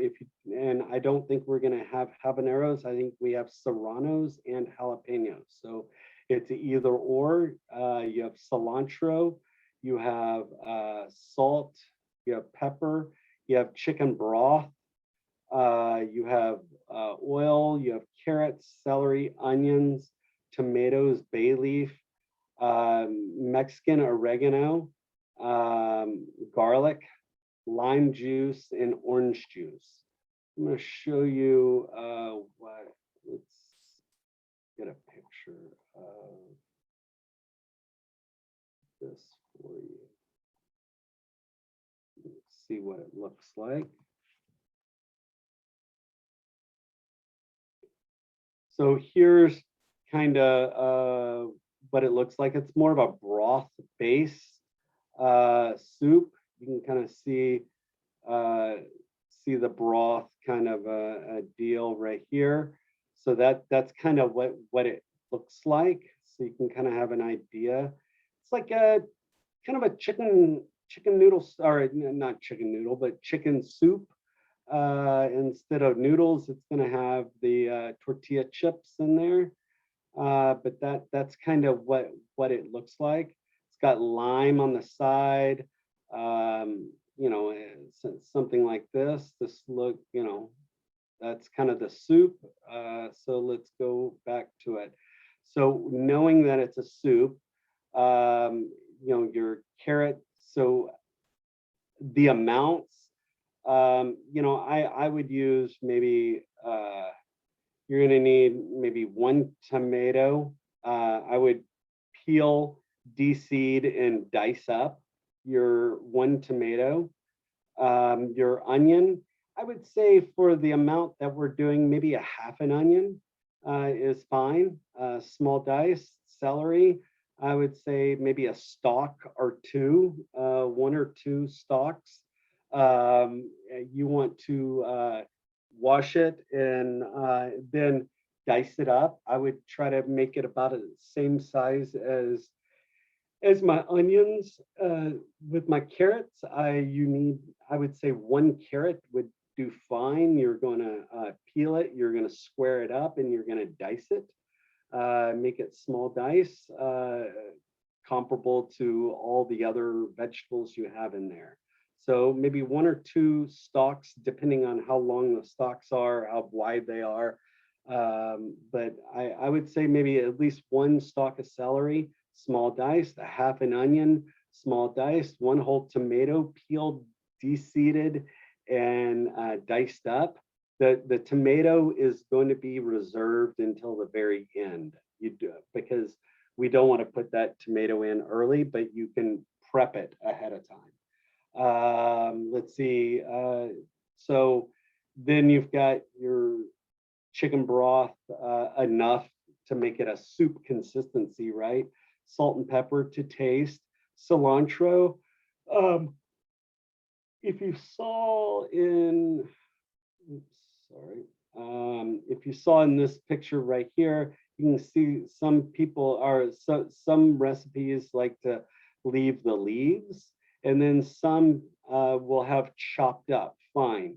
I'm okay with either or, whatever you so desire. If you want to finely chop it, you need to make sure it's finely chopped. And if you want to leave it whole, you need to just make sure you kind of pick it and, throw it in there right at the very end. So that's the cilantro. So, maybe a few, a handful of cilantro or, whatever else. I'll kind of leave that up to you, but we don't want too much cilantro. We want some, but not too much. The pepper, I usually will do 1 serrano or 1 jalapeno. That's about it. When and just kind of have it kind of cooking in the soup. And I usually leave it. For me, I usually kind of leave it whole and cook the jalapeno or the serrano whole in the soup, and then I remove it so where I don't have the serrano or anything like that, but I get the spice from the serrano in it, but I don't have it into the soup. But if you would like to put it in the soup, please make sure you take if you're going to cook it in the soup, make sure you take the seeds out. We do not want the seeds floating in the soup. Does that make sense? And then you got your chicken. And then you got lemon juice and lime juice. I would suggest you juicing those, or I'm sorry, lime juice and orange juice. I would suggest you juicing those ahead of time, just so you don't accidentally, when you juice it, you don't get any of the seeds dropped into the soup itself. That's something I've seen students doing, squeezing it right over the soup. And then when they do it, then they drop the seeds in, and then it's hard to find the seed. And then usually what happens is if I'm tasting your soup, usually 9 times out of 10, I find that seed or whatever else when I'm tasting it for some odd reason. I usually will find it. Oh, that sucks, because you don't want to have the seeds in there. But I usually have it, and that's it, just to adjust it. So, and that's, I'm going to use that as deglazing. I'm going to use the 2 acids as a deglazer. So what I'm going to do in a soup pot, a sauce pot or a soup pot, I'm going to get some fat. And I know that I'm going to give y'all lard today, or y'all are getting lard. So what I usually do is I use a little bit of lard. I'm going to melt some lard into a pot. Very important not to have too much fat, because if you have too much fat, and I can't remember who had, we were making I think we made a soup, or we made the gumbo, was that Friday, I believe, and someone had a really fatty gumbo. You just put too much fat in when you were sweating and cooking your vegetables. So manage that fat a little bit. Don't put too much fat in there, but I'm going to have some fat in my sauce or in my sauce pot or soup pot. I'm going to start cooking, sweating my onions, celery, and I will get my onions and celery going until they're and carrots until they're nice and tender. Then I will throw in kind of my garlic right around that time. I don't want to put in my garlic too early because I don't want it to burn. Once I get my garlic in there, then after it's kind of cooked, might even throw in my jalapeno or serrano whole, throw it in there. Then I get my orange juice and my lemon juice or my lime juice, and I'm going to deglaze it. So I've got my vegetables cooking, right? And then I'm going to throw in my orange juice and lime juice, and it kind of sizzles and all of that sort of stuff. But before I throw that in there, I would suggest if you have too much fat, and I would look at the amount of fat, and if it looks a little too fatty, then I maybe kind of get a little of that fat out before you add your juice. Once you add your juice, it's gonna sizzle and cook, and I want to reduce that by half because I want to reduce out a lot of that water from the juice, but I want to intensify the flavor of the juice. So I'm going to reduce it down about halfway. Then I will put in my my chicken and my broth and just kind of let it cook. And it shouldn't take long. You're going to let it come up to a simmer, turn it down to a low simmer, and add the oregano, Mexican oregano. If it is dried oregano, you want to put it in early because it takes a while. It takes about 30 minutes for that oregano to hydrate back up. And so where it doesn't have that dried feel to it. So just make sure you put that oregano in there. If it is dried oregano, put it in early so where it will hydrate. If it is fresh oregano, you put it in closer to the end of the soup dish. I put in my oregano, I put in my bay leaf, I put in everything except my tomato pretty much, and my and then I've got, and also the garnish, all of this stuff I don't put in there yet. So I'm gonna just kind of put in the bay leaf, put in, everything, let it come up to a simmer, turn it down to a low simmer, very low simmer, and let it sit and kind of cook, adjust it with salt, pepper, maybe if you want to, I have seen people add a little bit of cumino or cumin. If you want to add a little bit in there, that's fine. You don't want it too strong in cumin flavor or cumino flavor. So just maybe a skosh if you want to put it in there. And then for garnish, you have tortilla strips. You're going to get your corn tortillas. You're going to cut them in julienne style, or I like a little thin julienne. And then you need to fry those guys. So you need a little bit of grease, and you're going to need to fry up those tortilla chips, and you're going to make little strips of fried tortilla strips. You can see this one in this picture, it's a little bit bigger. This is a pretty thick piece. I like a little thinner, something like that. So I'm going to cut mine just a touch thinner. And then the garnish is going to, right before I plate it up, I will drop in my tomatoes, because my tomatoes already peeled, de-seeded, right? So they really, all they have to do is get kind of warm. And if you throw it into the soup right when it's warm, it'll be ready and it doesn't fall apart and get mushy. But the garnish, you have green onions or scallions. I would cut on a very, very hard bias, so where you have the nice little strips. I would suggest not round. I wouldn't do rounds just because that looks like more of a potato bar. Just looks a little janky to me. Looks a little cheap. So I would cut on a hard bias. And then you've got garnished jalapenos onto the side, a lime segment. Make sure you have a lime segment. I do not like cutting round limes like this because sometimes round limes, it's hard to squeeze. So I like segments, and so I'll just give a little lime segment off to the side. This is going to be, you can have it off to the side.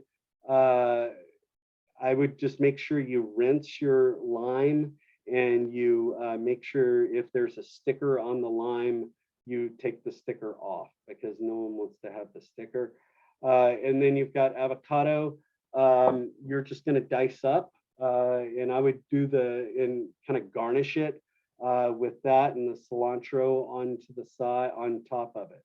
So, and I think I saw one with, and this has avocado right here. I think I saw one that had some sour cream on there. If you wanted to put a little sour cream, I'm easy, but here you can see the lime segments here, the jalapenos here, this the little chips right there.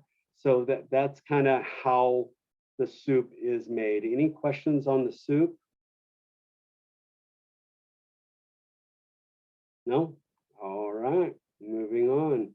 Green rice. Okay, you have chicken stock, you have, you have rice, chicken stock, onions, tomatillos.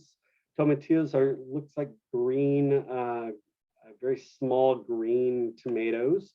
You have cilantro, you have a poblano pepper, you have garlic, and you have oil. And it's a rice pilaf method you're going to be doing. But what I usually do is I fire roast my poblano. If you do not have a gas stove at your house, and you do not want to, you can't fire roast it, or you don't have a torch to fire roast it, what you can do is you can oven roast your poblano. I usually fire roast mine, peel the poblano and seed it. Okay, and I would suggest, you know what? I will try to remember. Let me write this down. I'm going to put some rubber gloves in your boxes for today. So where if you need to be peeling poblanos or peeling jalapenos or anything like that, you wear your rubber gloves. Just be very careful. I don't want you to hurt yourself. Some people like to use rubber gloves, so I'll get some, but I'm going to fire roast my poblano, okay, or oven roast. You want to take the peel off and you want to take the seeds out. I also want to basically roast my tomatillos as well. So what I'm going to do, and my onions. So what I like to do is I like to just cut up my onion, cut up my tomatillo, and have my whole pepper. I either rub all of that with a little bit of oil, put it in the oven and roast it in the oven, or I fire roast my poblano and roast all the stuff in the oven, the rest of the stuff in the oven, until it kind of gets soft. Then I'm going to, in a blender, I'm going to puree. I'm going to make basically a puree of the tomatillo, the poblano, and I usually add, when I puree it, I usually add a little bit of cilantro into the blender, and I puree it, and it turns into basically a green salsa, a verde salsa. And then I will use that puree, I will take some of that puree is my liquid to my 2-to-1 rate, 2 parts liquid to 1 part rice, correct? So I'm going to use 1 part of it is going to be that puree, and then the rest of it's going to be water. Then I'm going to basically make up, you can do a peel off method. You could do get your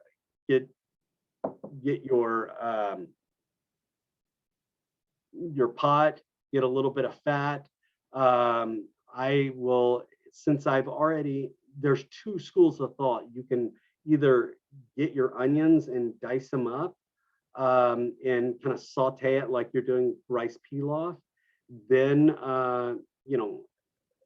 put in your rice, toss in your rice into that fat, toss that rice into the fat, then kind of coat it. We're not doing a Mexican rice, like we're not trying to brown the rice. We're just tossing it in the fat. Then you're going to add your puree and your liquid, and then you're going to let it come up to a simmer, turn it down to a low simmer, cover it up, either do it on the stove top or do it in the oven at 350, 375, and for about 30 minutes or so. You're going to take it out, uncover it, fluff it up, and let it steam, and then that's it. Questions about the rice? All right, moving along. Okay, now, let me show you a picture of the rice so everybody kind of knows what it looks like.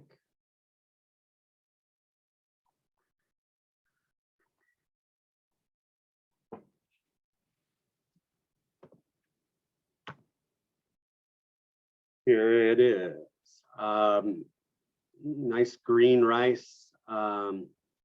Usually finish it with a little cilantro, chopped cilantro for garnish at the end, or you can put a little cilantro leaf on there.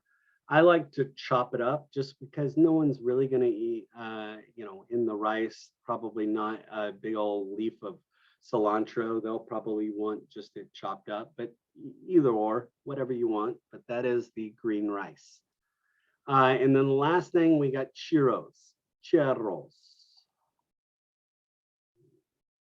Get you a picture of what a churro looks like. Probably everybody knows what it looks like, but I will let you see it. So here are churros. Okay, churros are basically fried pata choux finished with cinnamon and sugar, sometimes filled inside. Sometimes people fill it inside, pipe stuff into it. Since it's pata choux has a hollow in the center, and that's why it's a lot of people fill it. Or you can have dipping sauce. This has chocolate or caramel or dulce de leche, any of that sort of stuff, whatever floats your boat. But that is what a churro looks like. Now, some of these churros are going to be kind of curved. Some of them are going to be straight. Some of them are going to be different. The issue is you're piping it into the fryer a lot of times, and sometimes the fryer will kind of make it curved a little bit. If the straighter ones, the ones that are really straight, what they usually do is they pipe them out on a sheet pan and leave it on the sheet pan, and then freeze it in, or have it frozen, and then take it out off the sheet pan and then drop it in the fryer when it's kind of frozen, so where it's not malleable and it doesn't like bend or whatever else. And that's how you get a really straight churro. So let's go back to the recipe here. So the recipe for the churro, you have water, butter, salt, flour, eggs, and granulated sugar.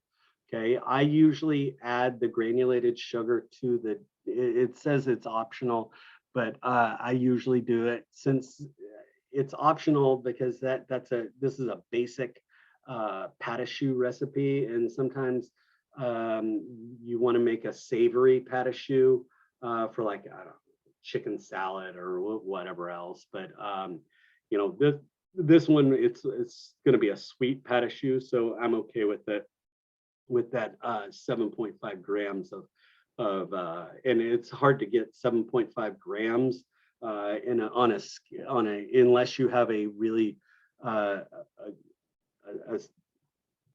real good gram scale. A lot of times I usually go up to 8 grams. It's a little easier because my scale does not do half grams or whatever else. So it's just kind of one of those things where I usually bring it up to 8 grams or bring it down to 7 grams.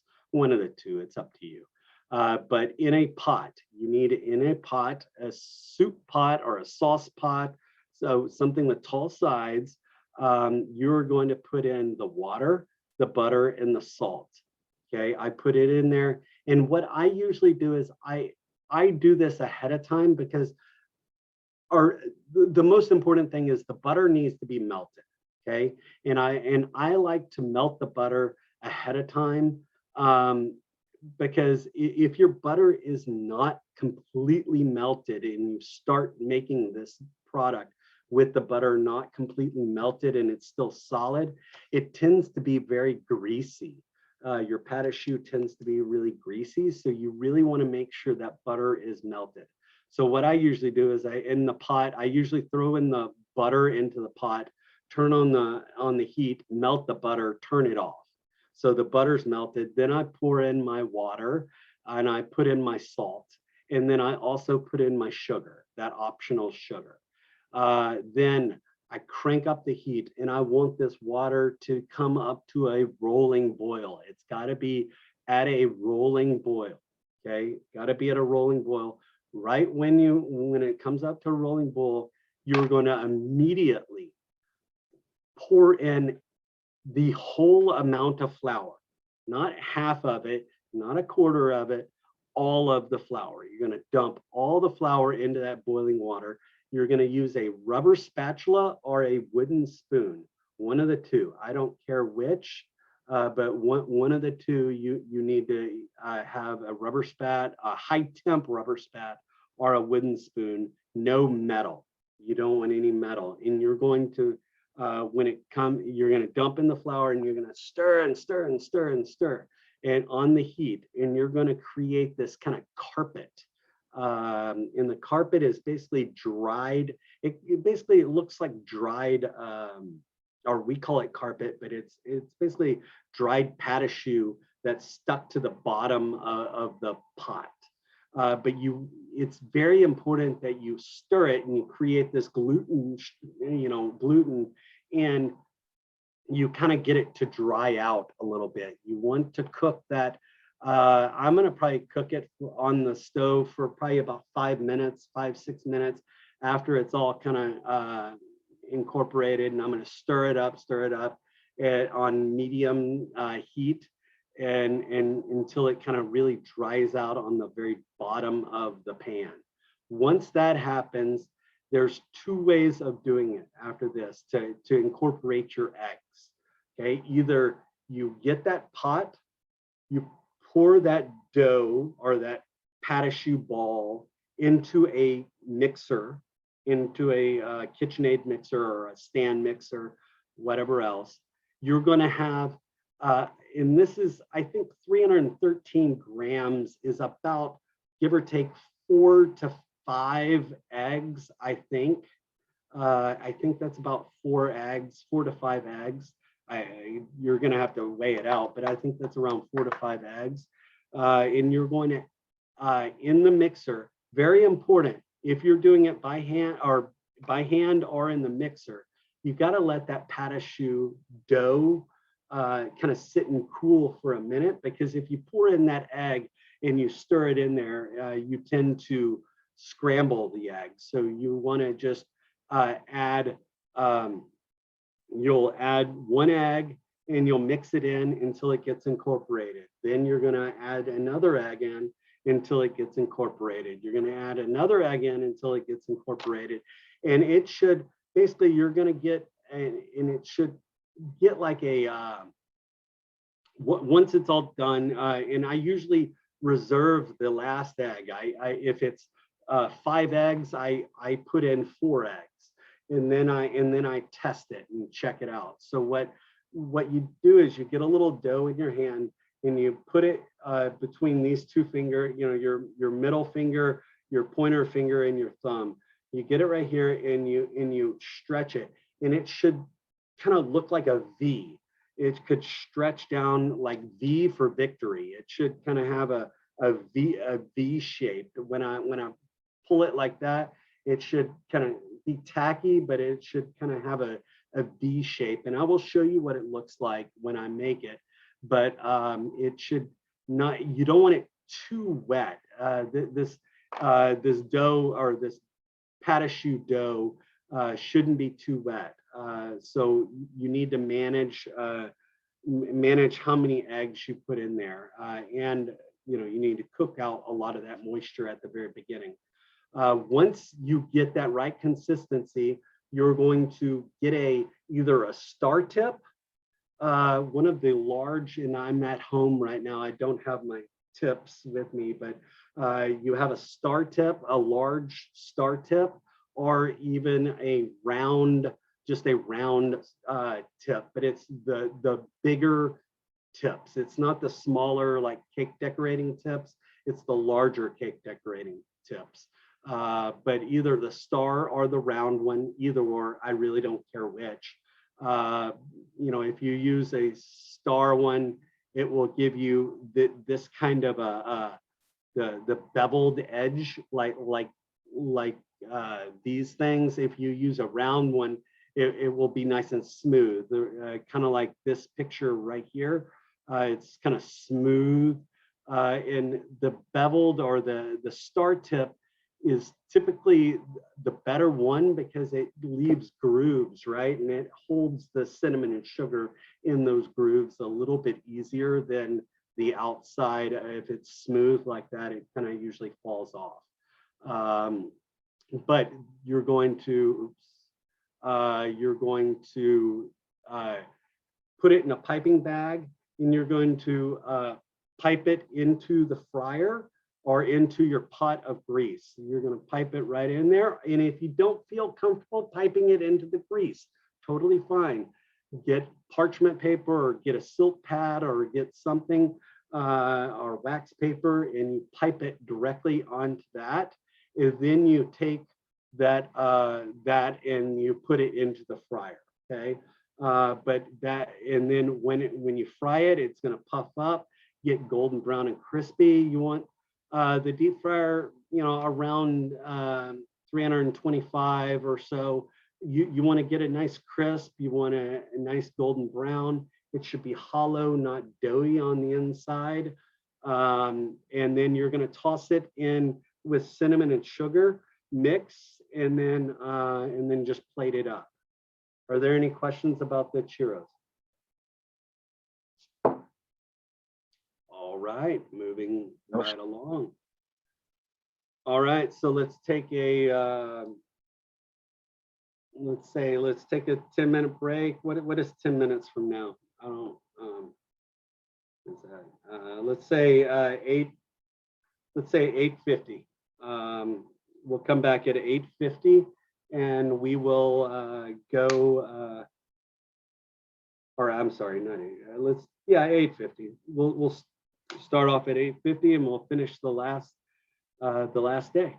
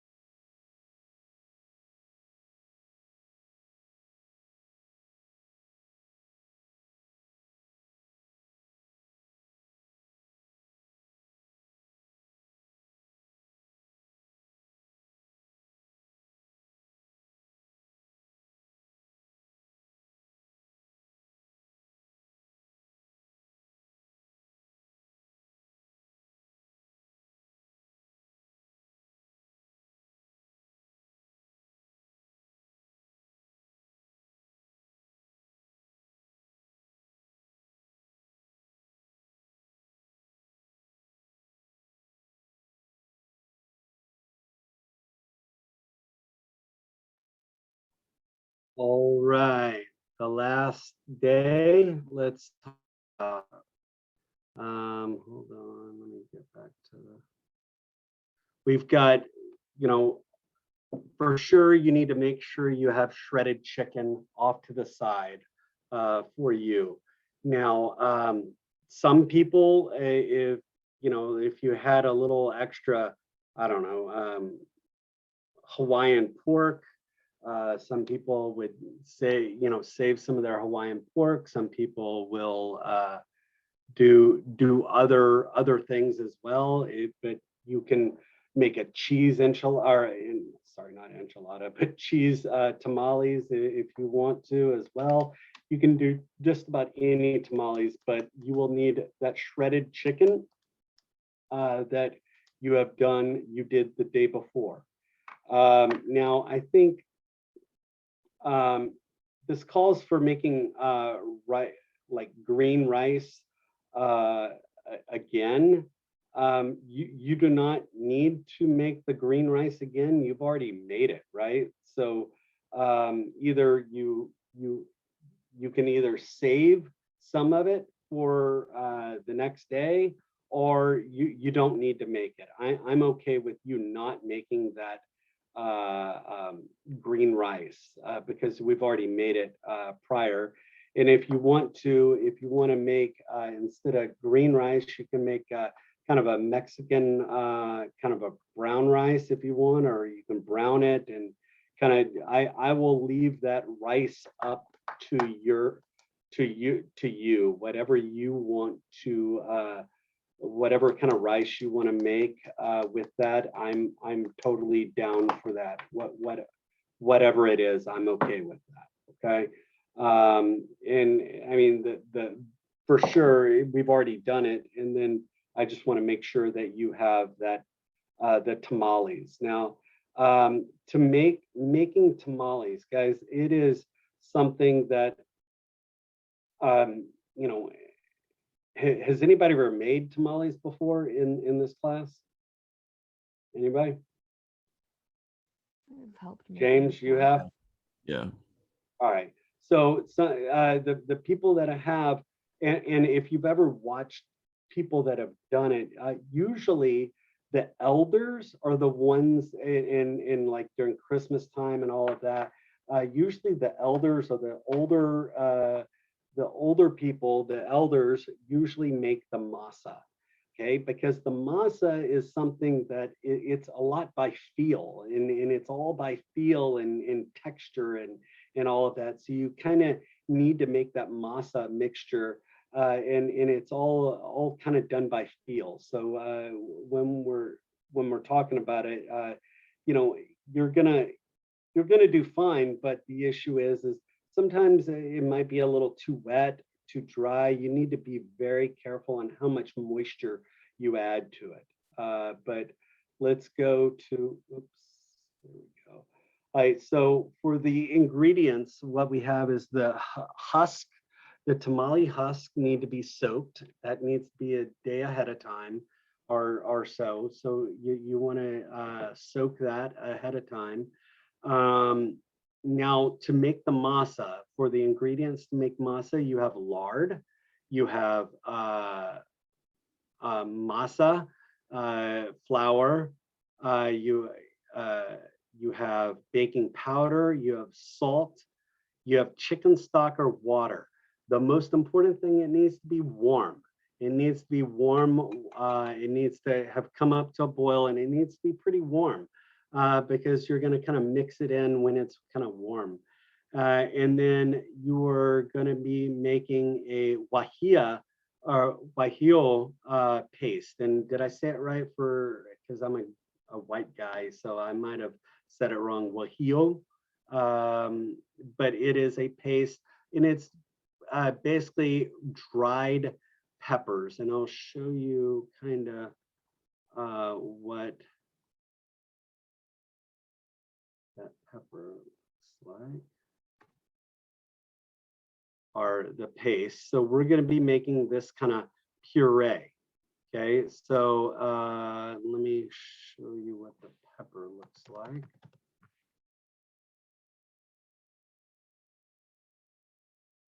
right? So the pepper is something like this, okay? You're going to make this paste.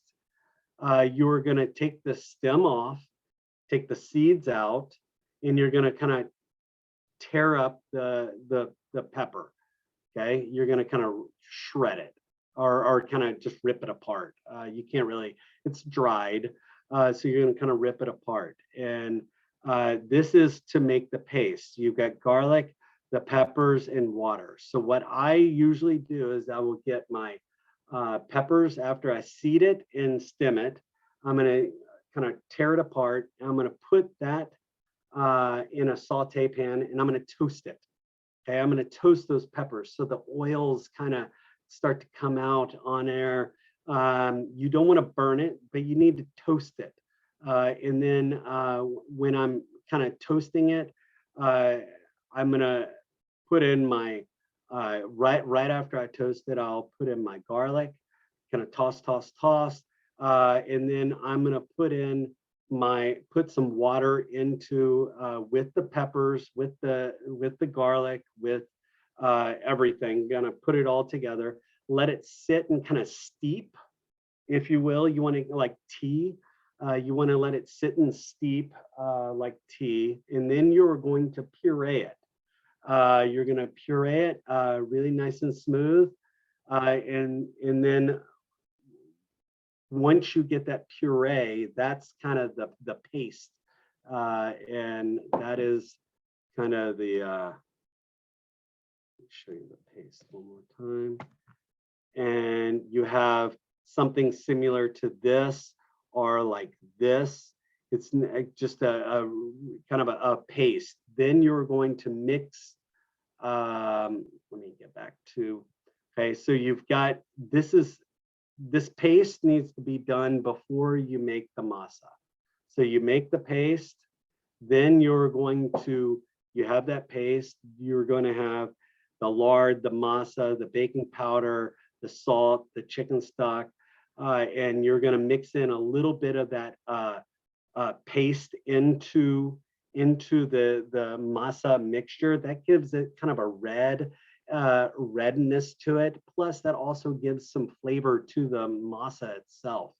You mix it all in there, and you want to, what you're going to do is you're going to kind of make this dough or this masa mixture, but what you're going to do is you're going to roll up into make a little ball, and you're going to put it in your palm of your hand, and you're going to press down with your finger, or I usually do my thumb, press down. And if the sides of that little ball that you balled up, the sides kind of start to crack a little bit, that tells me that I need a little bit more moisture. So I'll add a little bit more warm stock or warm water into it, mix it up again, and then ball it up again, put it on the palm of my hand, press down. And if the sides, when I press down, I'm just putting a little indentation, but if the sides kind of crack a little bit, that tells me I need more moisture.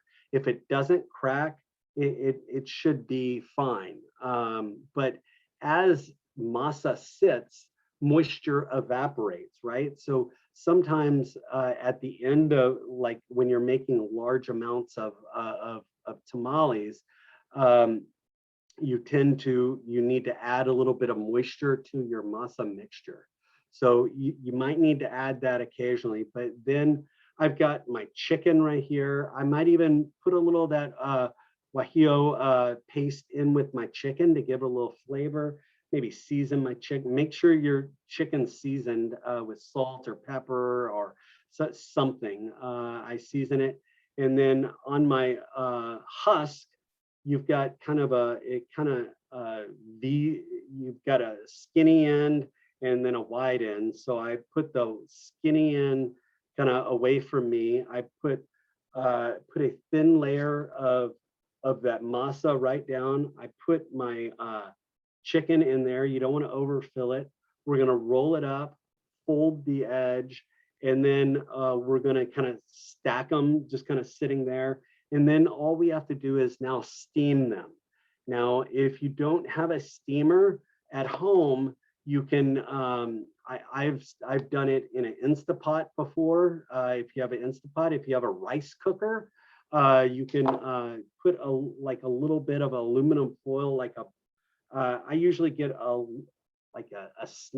get some aluminum foil, make it into looking like a snake, like just kind of make it all, and then twirl it around and put it at the bottom of my rice cooker. And then I put water down in my rice at the bottom of the rice cooker, use that aluminum foil to kind of as my rack. And then I will cook my tamales in the rice cooker or in a crock pot. But with the crock pot, you just don't want those tamales sitting on the water. You always want to raise them up and use aluminum foil or a rack or something. Instapot, the same thing. If you don't have that, you can use just a double boiler, a steamer. If you have a steamer or a double boiler. If you don't have one of those, you can, like a pot. You can just get a pot, put aluminum foil in like a snake aluminum foil around the bottom, so it's off the bottom. Pour water in there in the bottom, and then put your tamales down, wrap it up, and cook it that way. You just need to steam them, and then once they're nice and firm, after you've steamed them, then you are going to take it out and serve it. And we're going to be making salsa verde. But any questions on the tamales?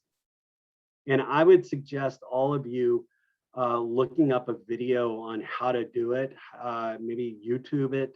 I would suggest all of y'all, especially the online folks, and sometimes it's hard to watch me do everything, but I would say on the online folks, maybe watch a video, do something like that, just so you have an idea.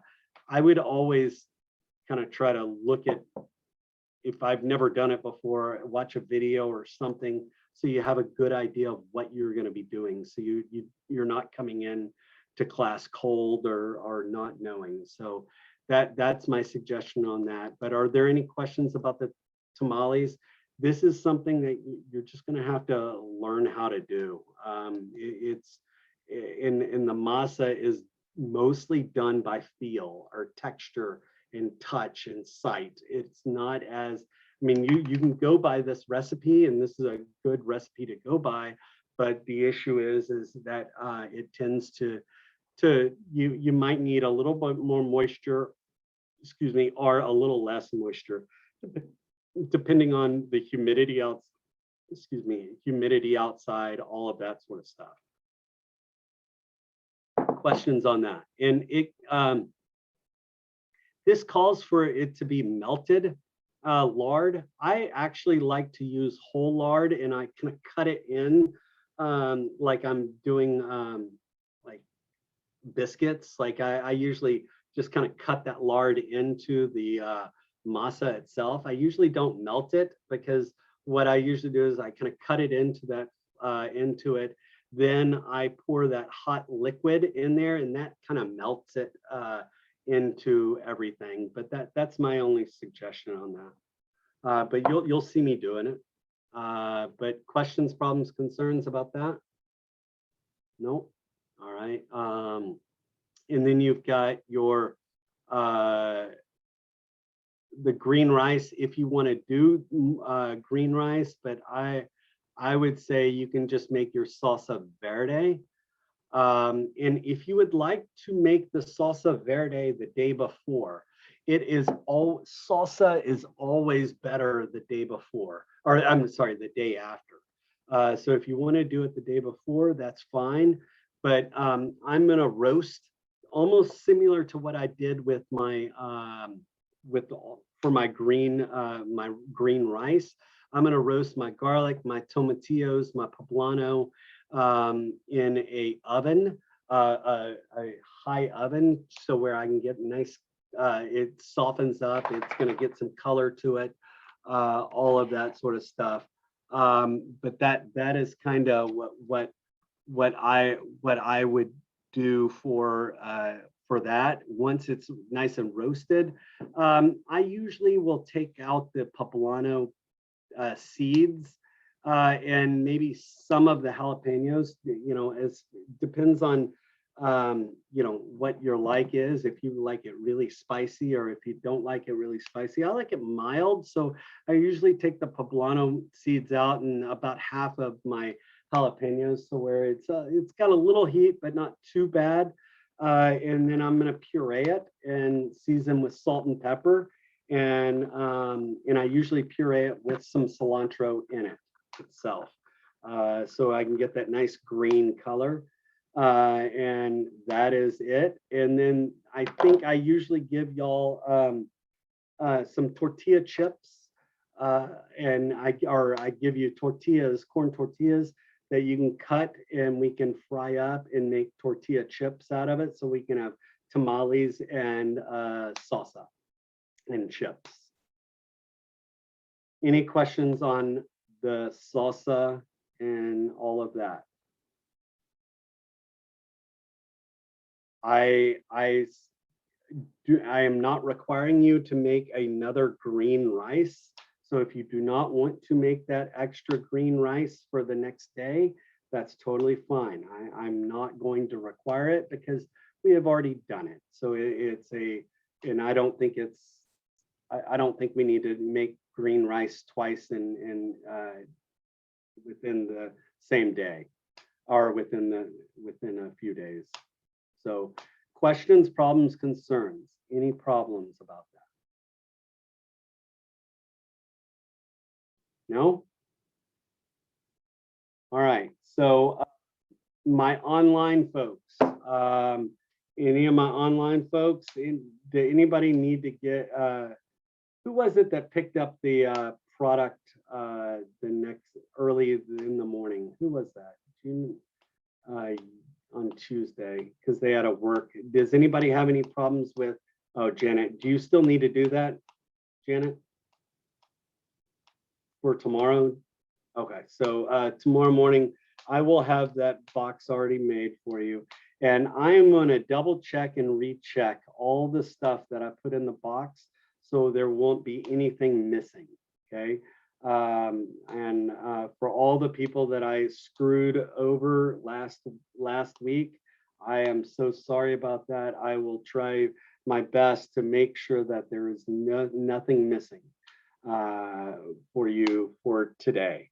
But other than that, I have really nothing else to say.